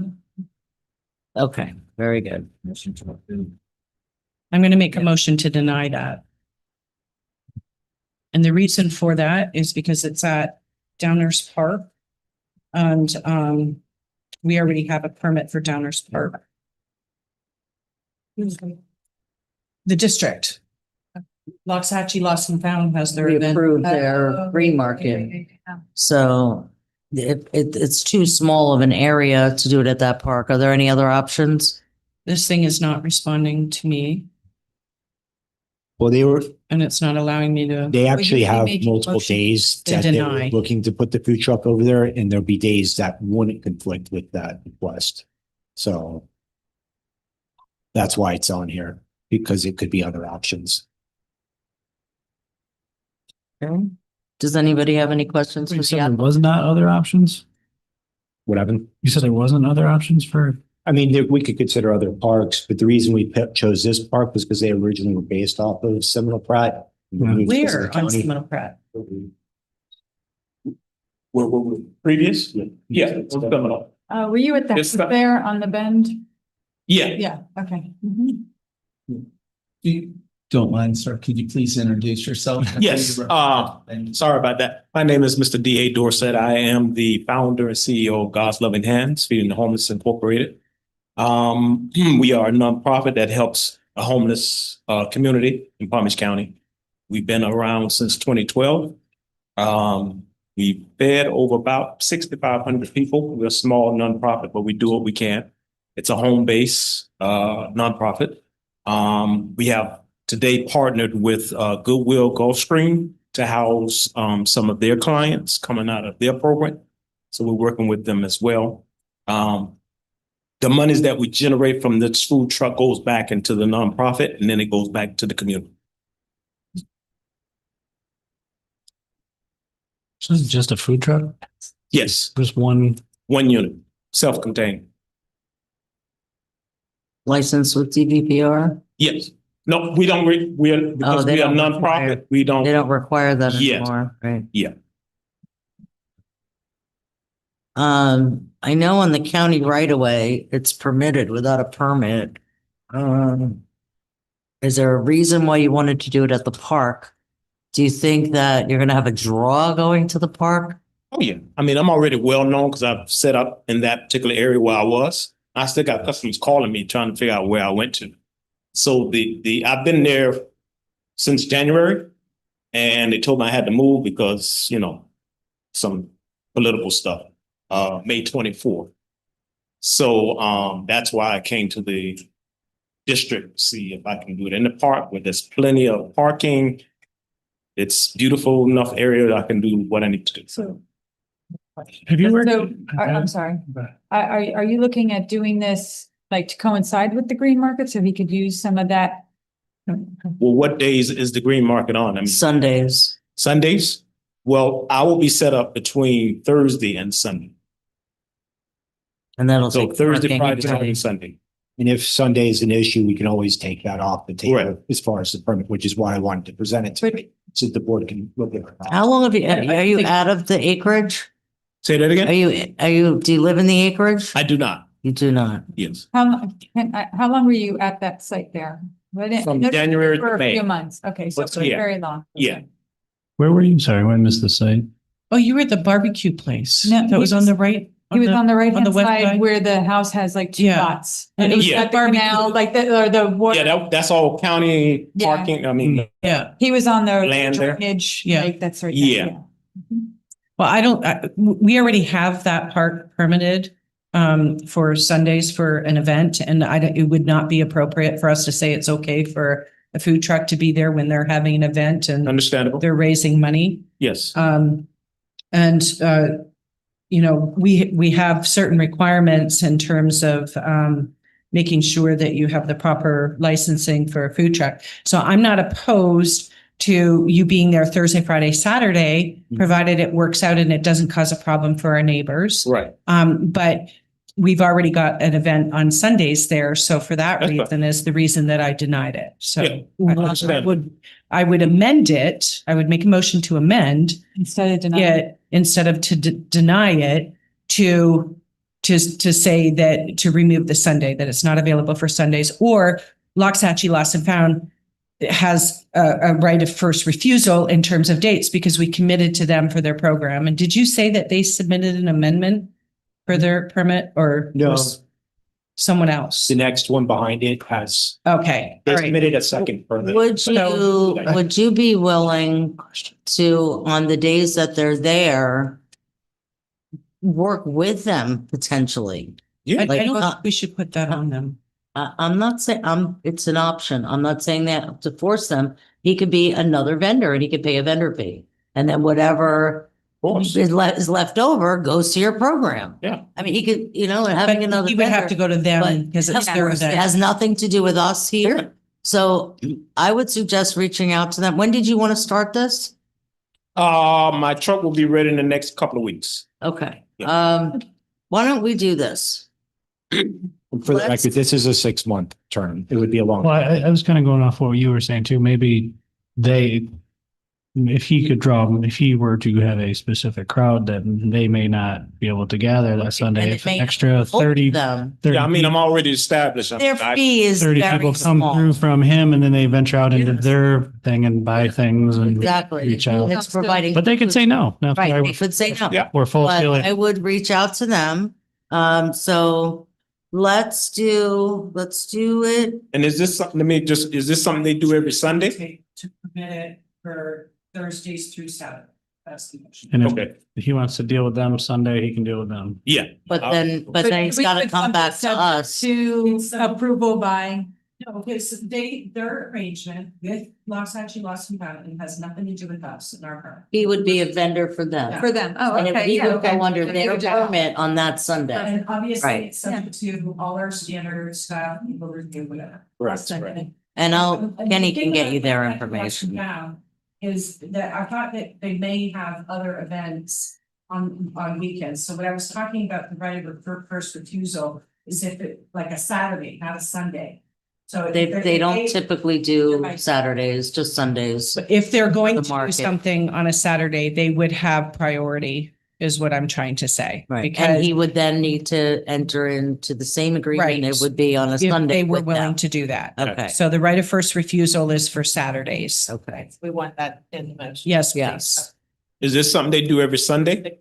Every Sunday they have, Starting in Yeah. September. they used to do it at Oh, Burger King. Do you remember the event at Burger King? No, Okay, all right. Well, that's what, it's being relocated there. Oh, And we've checked insurance and all that. That's a Everything's part of, this basically approves the concept and it allows us Okay, to work and with the calendars and based on the details. all of the details, right? Correct. So if you don't have the right insurance, this is You done. could still get denied insurance. Right. what insurance, you got the insurance? I have your. Kenny will talk to you about that. Okay. Oh, All right. So we have a motion. Burgess, did you want to speak? Oh, your light's on. He's like, no, I'm done. It's 9:30. I'm done. Right, and All right. I do apologize for the extra little things it's putting in the name. I have no idea where that's coming from. Okay. So- Can we, 39. do we have No public idea. comment? No public comment. Can we call the vote, please?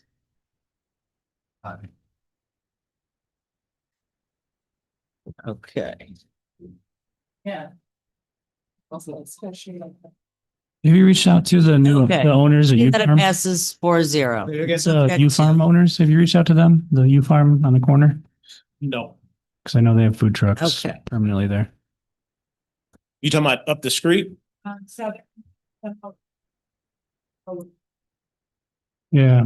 You talking about that big lot there on? Yeah, because they have one or two, Street, Rembrandt? they have one or two permanent food trucks there. Oh, yeah, nobody got back to me. Okay. Okay. All right. You're all set. Thank you. Okay. Kenny will get back with you on the details. Oh, Okay. Next, 10.6, facility use Thank you. permit. You're welcome. For Frontier Elementary PTO, motion to approve Frontier Elementary's permit request to host their Mustang meetup, subject to staff and legal review. Can I revise this a little bit? Sure. See if you guys would consider it. We just received another permit from them. And their request would be a 6-month permit to do this weekly. And they'd like to move it to Sycamore Park. They're not going to have any vendors or anything like that. Does this interfere with anything that the league does? At Sycamore, I would have to confirm and check it. Okay, so And it can would it be like in- subject to, Right now there. If it- right, it would as be- of now? So subject to their right of first refusal. They don't have a permit right now, so they I don't have under- any right. Okay.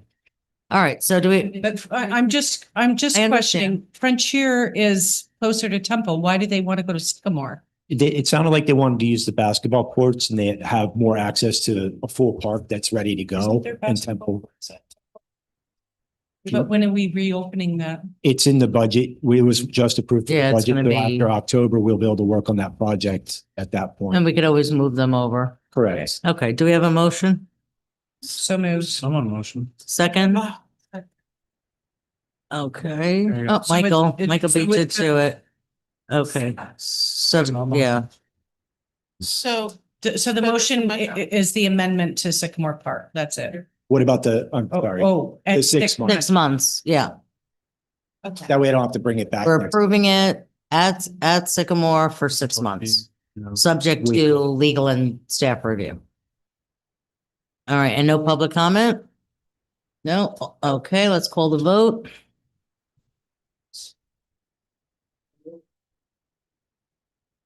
It's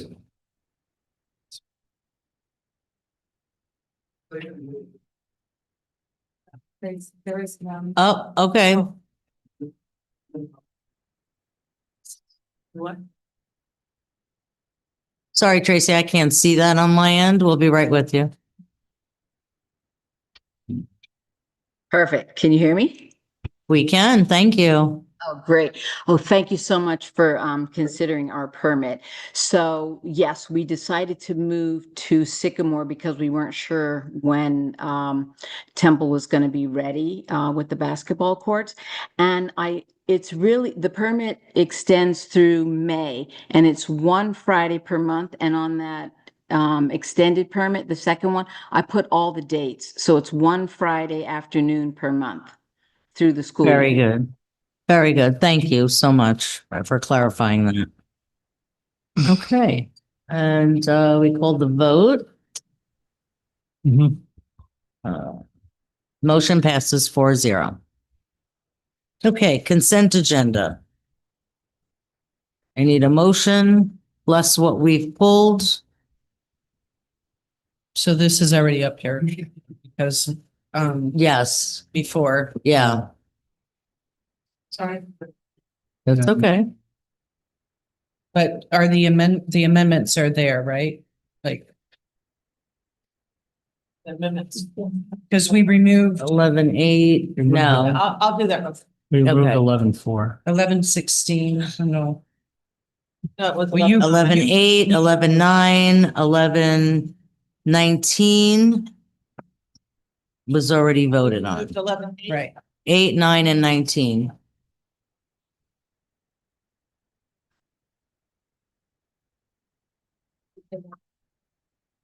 Yeah.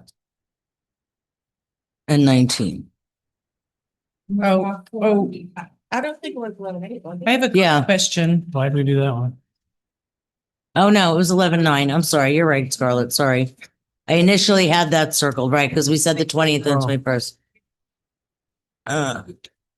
Yeah, we deleted. Yeah. We deleted 11. Yeah. Why do we delete 4? Just curious. Jay, you know? I have a question on, I don't. 11.14. What are we 1-4. amending in here? Because I tried to pull this up and the red line is not a red line. So what are we amending? As autism and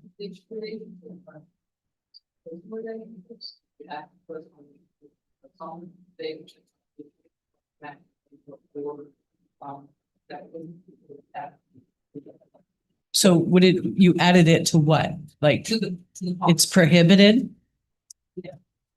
Okay, Not prohibited, just clarifying that as a direct deposit on the page. The page is together, you just need to fix that. and our HR attorney approved Yeah, this? just through the chair, just quickly. So, yeah, what happens is oftentimes because we try to promote from within, and you might have longtime employees who are friends, and then one gets promoted to a supervisor, it becomes a real issue because then even if they don't treat them differently, there's still a perception there. So we want to end this. So how are you ending it? What happens if there is a personal relationship in that scenario? What happens? Well, for instance, we recently had an issue where a supervisor and an employee, as you know, went out to an adult establishment and then got into some trouble. And then more recently, we had an issue where we had a supervisor go with a subordinate on an out-of-town vacation. Nothing happened, but we want to avoid that. So when it happens, you're going to write them up or what's, okay. So, what we try to avoid is that a supervisor that is directly responsible for an employee that is getting responsible for promotions or evaluations. You have a personal relationship, you don't want to make it intentional at your school. So you know you're going to be so you hire like a supervisor role is the role of the. So it doesn't have to be a punishment or a community part for, it's just like, okay. Separation. You know, if there's a relationship, it's not necessarily a bad thing, it's a huge brother judgment, huge common sense. If you guys, get along very well, you as a supervisor, have them follow the reports from well, you have this, you go there, I go here, because they were.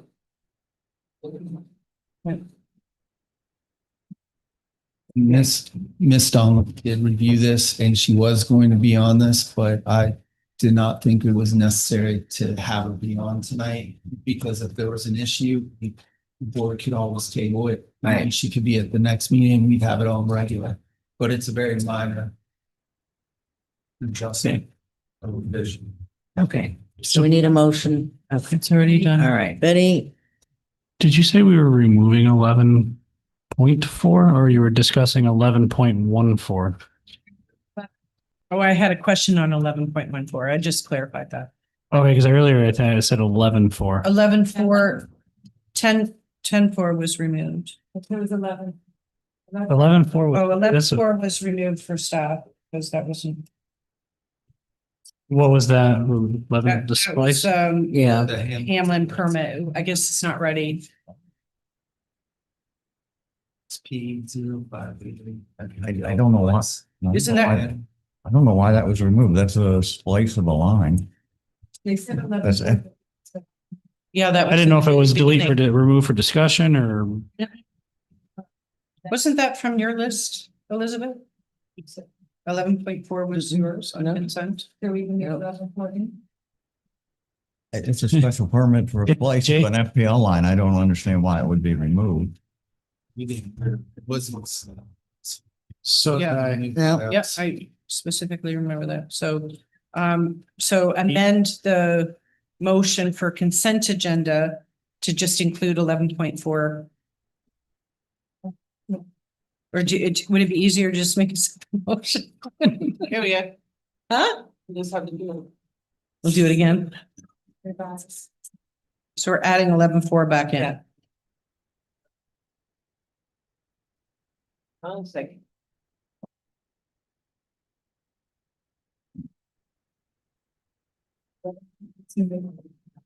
All right. 1, 2, 3, 4, 5, 6, 7, 8. Took out 9. And can I just thank staff for starting the M1 impoundment expansion resolution, since it's on consent, we're not talking about it, but thank you.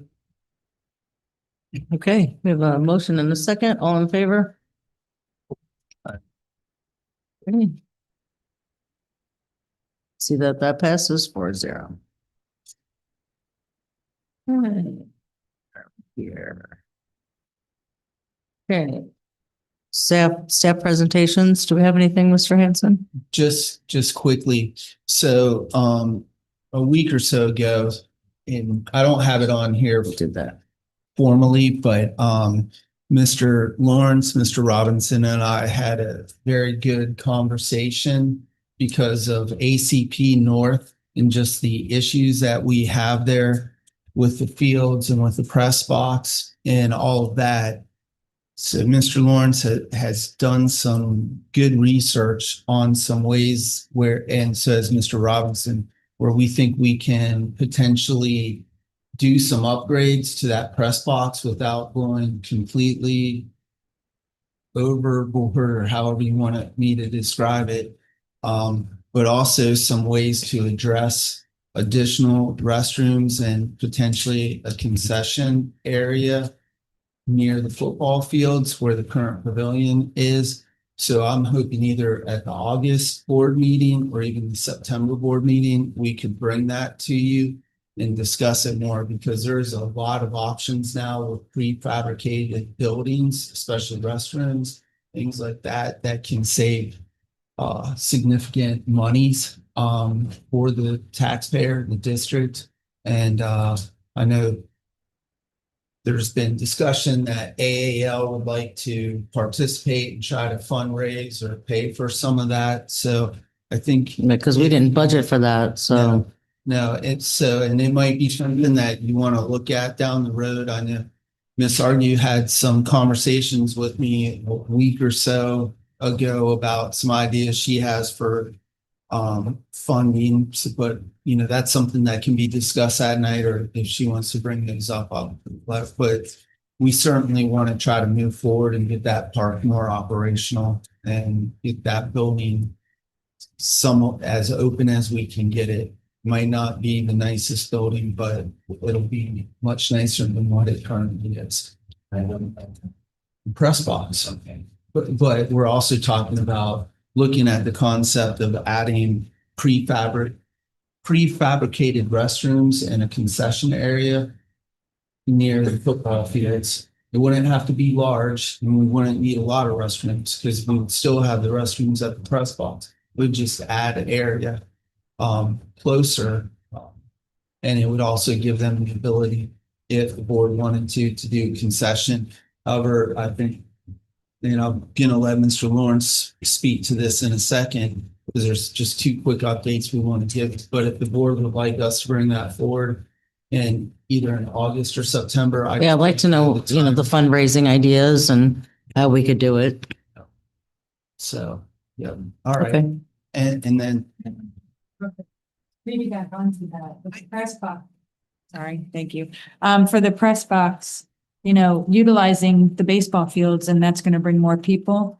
What can we do for additional parking over there besides the south expansion? Because that's kind of a bit of a hike. And we've got the baseball field is pretty congested with our equipment. So when we're doing that, can we also look into that issue too? Will Juniper be getting rid of, moving out some of their equipment now that they're only going to be doing the fields, or whomever is going to do it? Over at Northside, we can reposition them in certain locations. I mean, they have. That's what's taking up the spaces. You've got equipment. Staff made done some great parallel after they took out the skateboard park. So we lost quite a bit of fencing with that, or parking fence. so there may be some opportunities for us to relocate certain equipment and try to move some of that elsewhere. I will just say that was never approved by the board. Never approved. And I spoke about it, and I was upset about it because originally the intention was they were going to take over where the skateboard park was. And then it turned out it was the whole thing. So I understand we need space, but taking parking space from a park that is our busiest park is not, it does not work. So. I mean, we certainly are at a land deficit, so Yeah. there may be some ways, but you know, there's some short-term ways, and then there's some long-term locations that we could look at as far as the property that is near public sale off of Sunny Pratt. We could fence that in just for equipment. It's secure, not for like construction material or anything, just for equipment. And then there's some other areas where we I like trying to keep equipment dispersed where the project sites are. That's something we started doing. So yeah. There is some history behind that too, so we can save some time and energy on that property because we already have communication with the county regarding that. And so, and what it would be required. Yep. Yeah. And so, and then just quickly, if you can just give an update on Rec Desk and also the meeting you had Monday night with Sean. Yeah, with Scarby and then the AL. Right. So I've been implementing for the last couple of weeks now the Rec Desk program. That is another 2-3 weeks max. I'll be able to get this thing actually up and running. It's going to have the complete functions that we need. We'll be able to do all the registrations through that. The league can do registrations. It also does rosters. It'll keep track of scores and things like that. So it's something that'll benefit even the athletic league. It's going to simplify our process with the whole pavilion rentals. It's going to take the weight off of staff. People will be able to do this online. We're going to be able to create our household accounts, and that'll make the people actually sign waivers. So to protect the district as well, because it'll be online waivers. It makes it easier for them. Plus, it's an extra level of security for us. The program, it gives us the ability that because of the way it's designed, we can put QR codes at each of these locations. So if somebody wanted to rent that spot, they just open up the QR code, it'll go right to that spot and they can rent it there. So it simplifies that process too.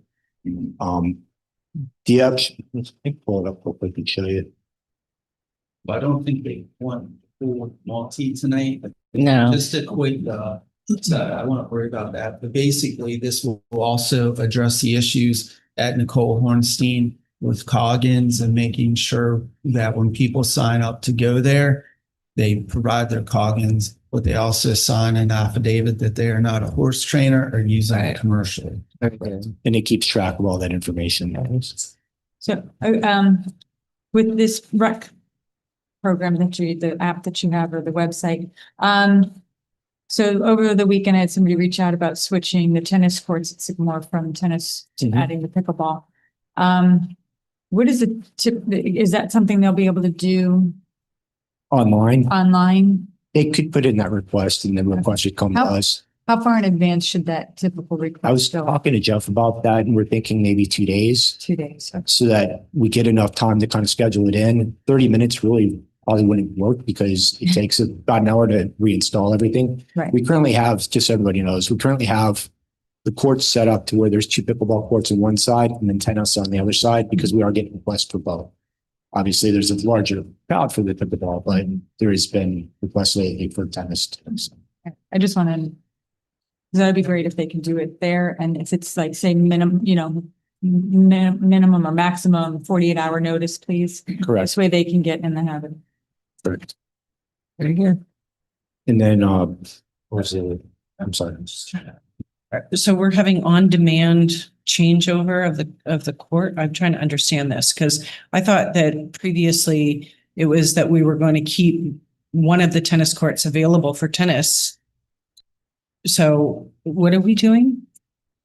The discussion is if somebody wanted to actually have the use of the extra area, they could. I mean, it's not a permanent area, so they wouldn't be able to keep somebody go else. on and do that? No, they would ask staff to be able to. Are switch they it back paying over. for that? We could implement that.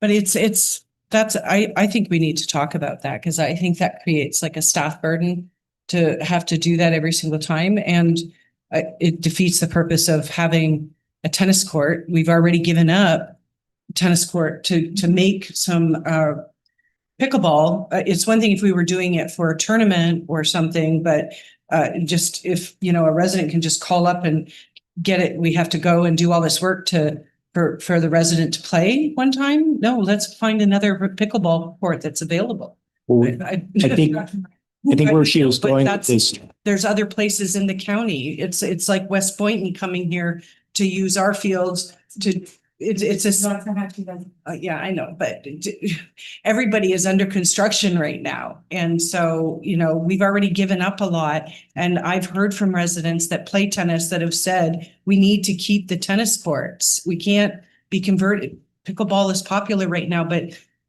tennis has been around a lot longer and we still have tennis players. So I don't know. This is something the board can add a fee to, because there is additional fees, just as like you're renting jumps over at the arenas. You could do the same If I- thing with this situation. I may just jump in. I think what we're trying to show is we have a lot of customizable ways of doing things differently if the board so chooses. It's not that we want to do it. We're just saying you have that capability to cater if you so choose. The bigger part that I wanted to get into is this actually solves why I want to bring up with the ALA or AA allergies. I keep missing.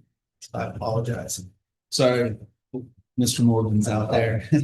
So with the AAL, this will allow us to delineate non-residents and make sure that fee comes back into the district and into the ACP Park North. So. Correct.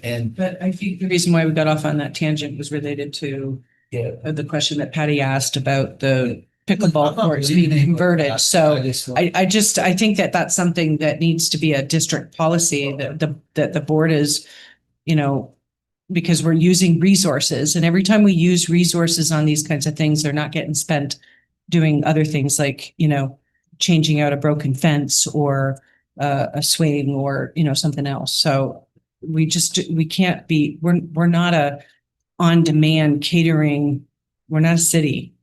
We're a special improvement district that has parks that are actually pretty darn good for our residents, but we are not catering to people like it's a municipality or an HOA. That we could not be going in that direction. I object to that. Okay. Anyway, that's all. The ALA or the AAL meeting went very well, very receptive to that, and they see a lot of benefit that program to what they can use it for as well. Very good. And they That's have- something we're offering them. And Yeah. they have started the process of giving me the information, including their waivers, so I can upload it into the system. And then they'll be able to manage their own side. They have a login section that they can go in and update, which will save them money because they won't need that other program. And one of the things that's nice about this one compared to the one that they have, and Michelle mentioned this the other day, they already have preset programs with the one that they use. So there's preset age groups. I can customize this however we want. So now they have more abilities to separate their groups further. So anyway, Very yes, more detail, feel free to talk. Call Kenny, yeah. Let's just say Thank it you. opens up the door to a lot of detail. They Right, can do a right. lot. Thank you, but thank you, Kenny, for working on that. All right, supervisor business, Michael? Palm Beach County Water Task Force Resource was yesterday. It was a pretty short meeting, just kind of, we're in a drought. Yeah. Summarize it. Yeah, no, they're just, yeah, going into the lakes, going into the wet season low, what, about a foot low, Jay, right? So it was kind of, it was a quick meeting. Very good. Patty? Patty, sorry. Patty. I'm gonna piggyback a little bit off of Burgess. He thanked us for the hard work we did for the appropriations, but I'd like to thank him and staff for the work that they did and our lobbyist for helping us push this forward and getting it onto the governor's desk just for future. So just want to put that out there. That's all I have for it. Thank you. Betty? Yes, and I agree. Kudos. Thank you for getting it across the finish line.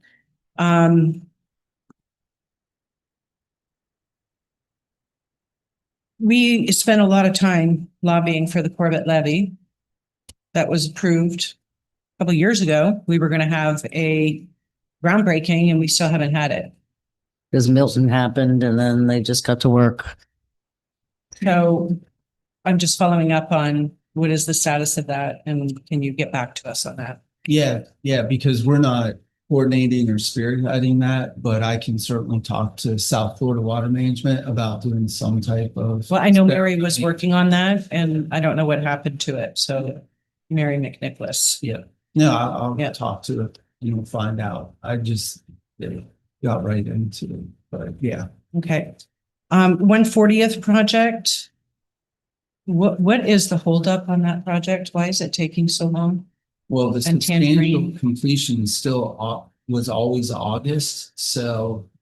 I know, but we're like right around the corner and it doesn't look like we're that close to being done. So I'll get an actual detailed All right. update. 'Cause I've had calls from the residents on Tangerine in particular, They were- some on 140th. They were back out yesterday. Yeah, they got hitting Tangerine pretty hard yesterday. Okay. They did see that. Okay. I'll make sure we share that, put something together. All right. Add it to the board.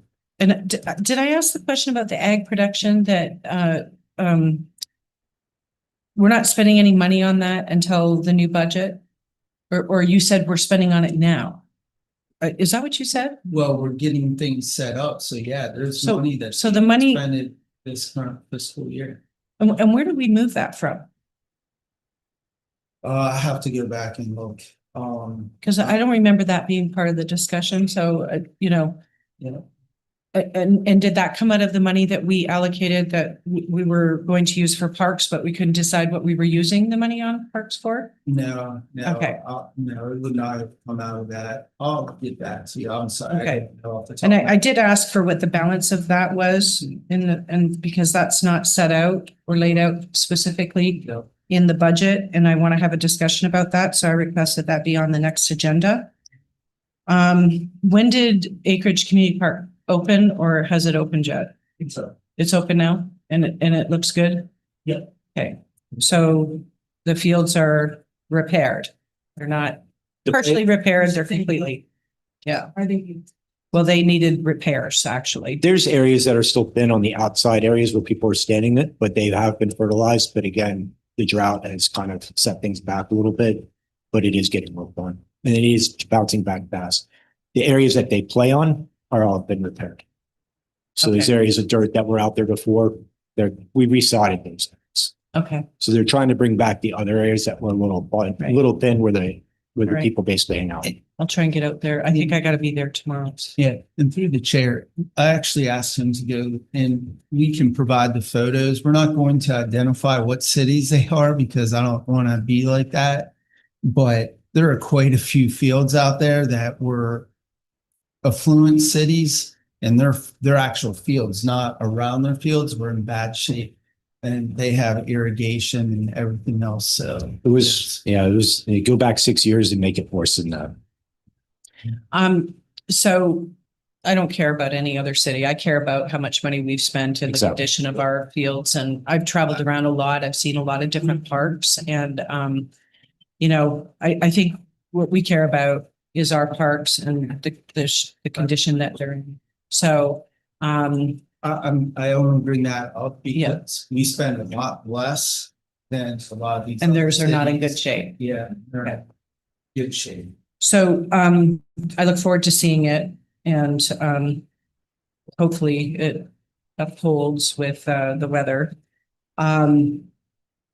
On the reserve fund, just the reason why I'm asking for that to be on the agenda is that we had a number of projects that were on your analysis, and I don't want that to get lost.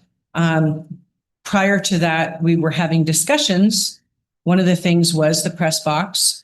And there were a number of other things, but they were not, we never made a decision about what to do with that money. And that money should still be there, minus, I think, some money that we approved to be reallocated for speed tables, which was $40,000, if I remember correctly. So, No, it was more than that. It was, it was well over 100,000 for this traffic calming. The stop signs, I think, were 40,000. Yeah. The flashing light stop signs. so the 100,000 and the plus the stop signs came out of that? Yeah, the board had approved the traffic calming earlier in the fiscal year. So, Okay. which were the speed tables as well as the speed cushions. So I asked for the balance on that and I'd like to get that. And then there's a number of things that were, I think what you did was you put the priorities and kind of what the board said the priorities were for this budget year. But there's still a number of outstanding things that need to get done. And so those things I want to talk about, and I don't know if this ties into what you were talking about for the concession stand, the restrooms, but I think we need to have a comprehensive discussion about that because that money is there and we need to make decisions about it. And these things need to get done. So, and it's things like the basketball courts and The amphitheater. and, you know, maybe one of the things that we need to be looking at is, you know, additional pickleball courts. I'm not sure that I agree with even converting the squash courts, but even at Acreage Community Park, we have designated on that plan tennis courts. Maybe, you know, we look at applying for a grant to, you know, turn half of those into pickleball courts. Maybe we can get sponsorships for that. You know, like I think we need to be creative. I think pickleball is something that is a growing thing right now that people are really into. That if we can get sponsorships for it, great. We talked about the BMX and the pump park, right? We were going to look at getting, not the BMX, the pump park and the skateboard park. And we were going to try to get sponsorships for that. When I talk about what I talk about, those are the things that I think we should be focused on. Those are things that we've been talking about for years that we haven't completed. And people keep saying, when are we going to get our skateboard park? You know, when are we going to do this? When are we going to do that? We've started things we haven't finished and we need to, you know, get there. So Isn't the skateboard park on the south expansion now? So the skateboard park was another one of those, we need to remove it because it's unsafe. And it was not, in my opinion, there were things that we could have done. But it was supposed to be, it was in, I think, one of the grants that we applied for the South Park expansion and for the relocation. And then that never got approved. The other thing that I'm going to bring up again, and I bring this up probably every 6 months, but this board has directed, maybe not this board, but previous boards have directed repeatedly to get the trailhead done for the equestrian trails at South Park. And that's not been done. And that was included in this project and that project. And, you know, we actually allocated, we had money set aside for it. I don't know whatever happened to it, but, you know, that's been directed. That's one of those things that it's a simple little thing to complete that. And it's never been done. And at one time it was $150,000 to do that in-house. And so we need to follow up on that too. So I didn't have that on my list, but I'm going to add it.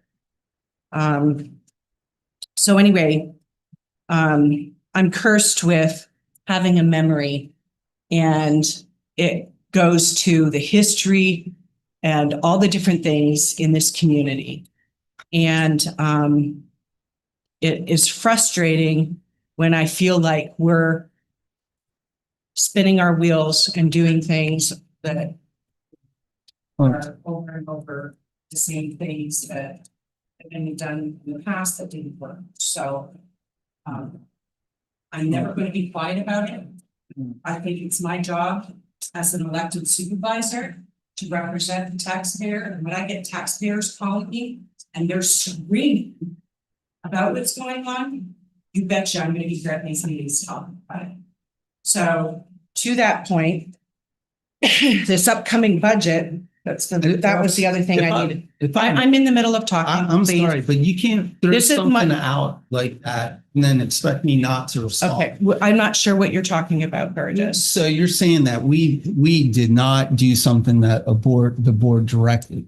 The board may direct something, but then throughout the year, the board directs other things like building the North Fields, doing other projects, things of that nature. So we've not pushed anything or ignored directives. It's that things have changed or money is not available in future cycles whenever that was looked at. So I'm going to say this, Burgess, and this is really going to piss you off. Okay? But I don't care because it's the truth. What I've seen since I've been here, and it's not just you, okay? When staff doesn't want to do something, they don't make it a priority, even if the board directs it. Okay? That's untrue. So, That's an untrue statement. well, I've seen it over and over. And I've seen when the district staff, including you, Burgess, who put your energy into things that are your priority. Okay? So we're going to leave it at that. And again, I'm here to represent the taxpayer. And I've been around here long enough to see all the different things that are going on. Okay? So when I see things that are still going on here that we fixed 6 years ago, okay, we had a forensic audit before I ever got on this board, and there were things that were supposed to be fixed with respect to purchasing and contracts. And when I hear that they're still going on today, you betcha I'm not happy. Okay, so I'm going to bring up these things and I'm going to keep bringing them up. All right. Now, on the ag production, there was something about that. Oh. What I didn't realize when we were going through this, we talked about Santa Rosa Groves and the 5 acres. Delwood, Las Flores, and what's the other one? Is there 3 along there? There are 5 acres. And they're in the same situation. And they don't even pay for services from us. And they're going to be paying the same amount as everybody else, times 5. 5 acres. And they're not getting services from us. So we need to fix this. This is a problem. This should not, even if we have to cancel this program altogether because we need to spend more time working out the program, then we need to do that because this is not right. Okay? I cannot support charging people for something that they're not going to benefit from. There is some benefit. You and I talked about it. I don't disagree, but it's not 100%. And I think we did not adequately look at this and really flush that through. And part of it is because of the way that we are limited in how we assess, right? So I get it, but we can't just arbitrarily be charging certain things without it being a benefit. So you cannot argue that $60 an acre times 5 is a benefit to somebody in Delwood who all they do is their canals drain into our canals and then go out the M2 canal. I can't justify that. So we need to take a look at this. And so that's another thing that if the board decides we want to still continue doing that, and I'd like this on the August agenda, where we are already going to be talking about Santa Rosa Groves, but I'm giving you a heads up right now. We need to look at, is there some other way? How are we going to do it where it doesn't have that burden? Because these people, as soon as they get their tax assessments, they're going to be fuming. And I already know I can give you a list of who will be calling me. So that's all I have. And despite all my frustration, I know how hard it is for every one of you. Okay. But it's not easy being us either. We're the ones that are elected. We're the ones that are accountable to the taxpayer. So if we don't hold staff accountable, and ultimately it's you, you're the one that's hired by, and ultimately it's you. We have 3 people that the board hires and you're accountable to the board. We're responsible for the budget and we're responsible for the policies, and we're responsible for the organizational structure. Okay? And we need to be doing what the public wants here, not what we want, not some agenda that we have. I'm not saying you have an agenda, okay? I'm saying that it's about service to this community. And we got to do right by them. And if we're not getting the job done, then we need to figure out how to get the job done. That's why I brought up, do we need to bring other attorneys in? Do we need to bring other engineers in? You know, you guys are making a lot of money from us. And I hear about that every single time I talk to residents about our taxes. They don't like how much money we're spending. Okay, so if you're wondering why I'm on a rant today, that's why, because that's all I've been hearing about. Is how pissed off people are. And we got a PR problem. The reason why we have a PR problem is people are not seeing the benefit. You know, we got to make them see it. And we need to figure out how to cut back things. So that's my supervisor business. Well, thank you very much. All right. I think I'm good. Reports receive and file. And we are adjourned. Did you need to vote on that? Are we gonna vote? Do we need to vote on that? Receive. Yeah, Yeah, there's thinking we didn't need to. Oh, there it is. Sorry. Okay, Michael and Betty did it. Betty, did you want to vote? Patty, did you want to vote? I was waiting for. I didn't know that the motions were done. I was like. Okay, see that it passes 4-0, meeting adjourned.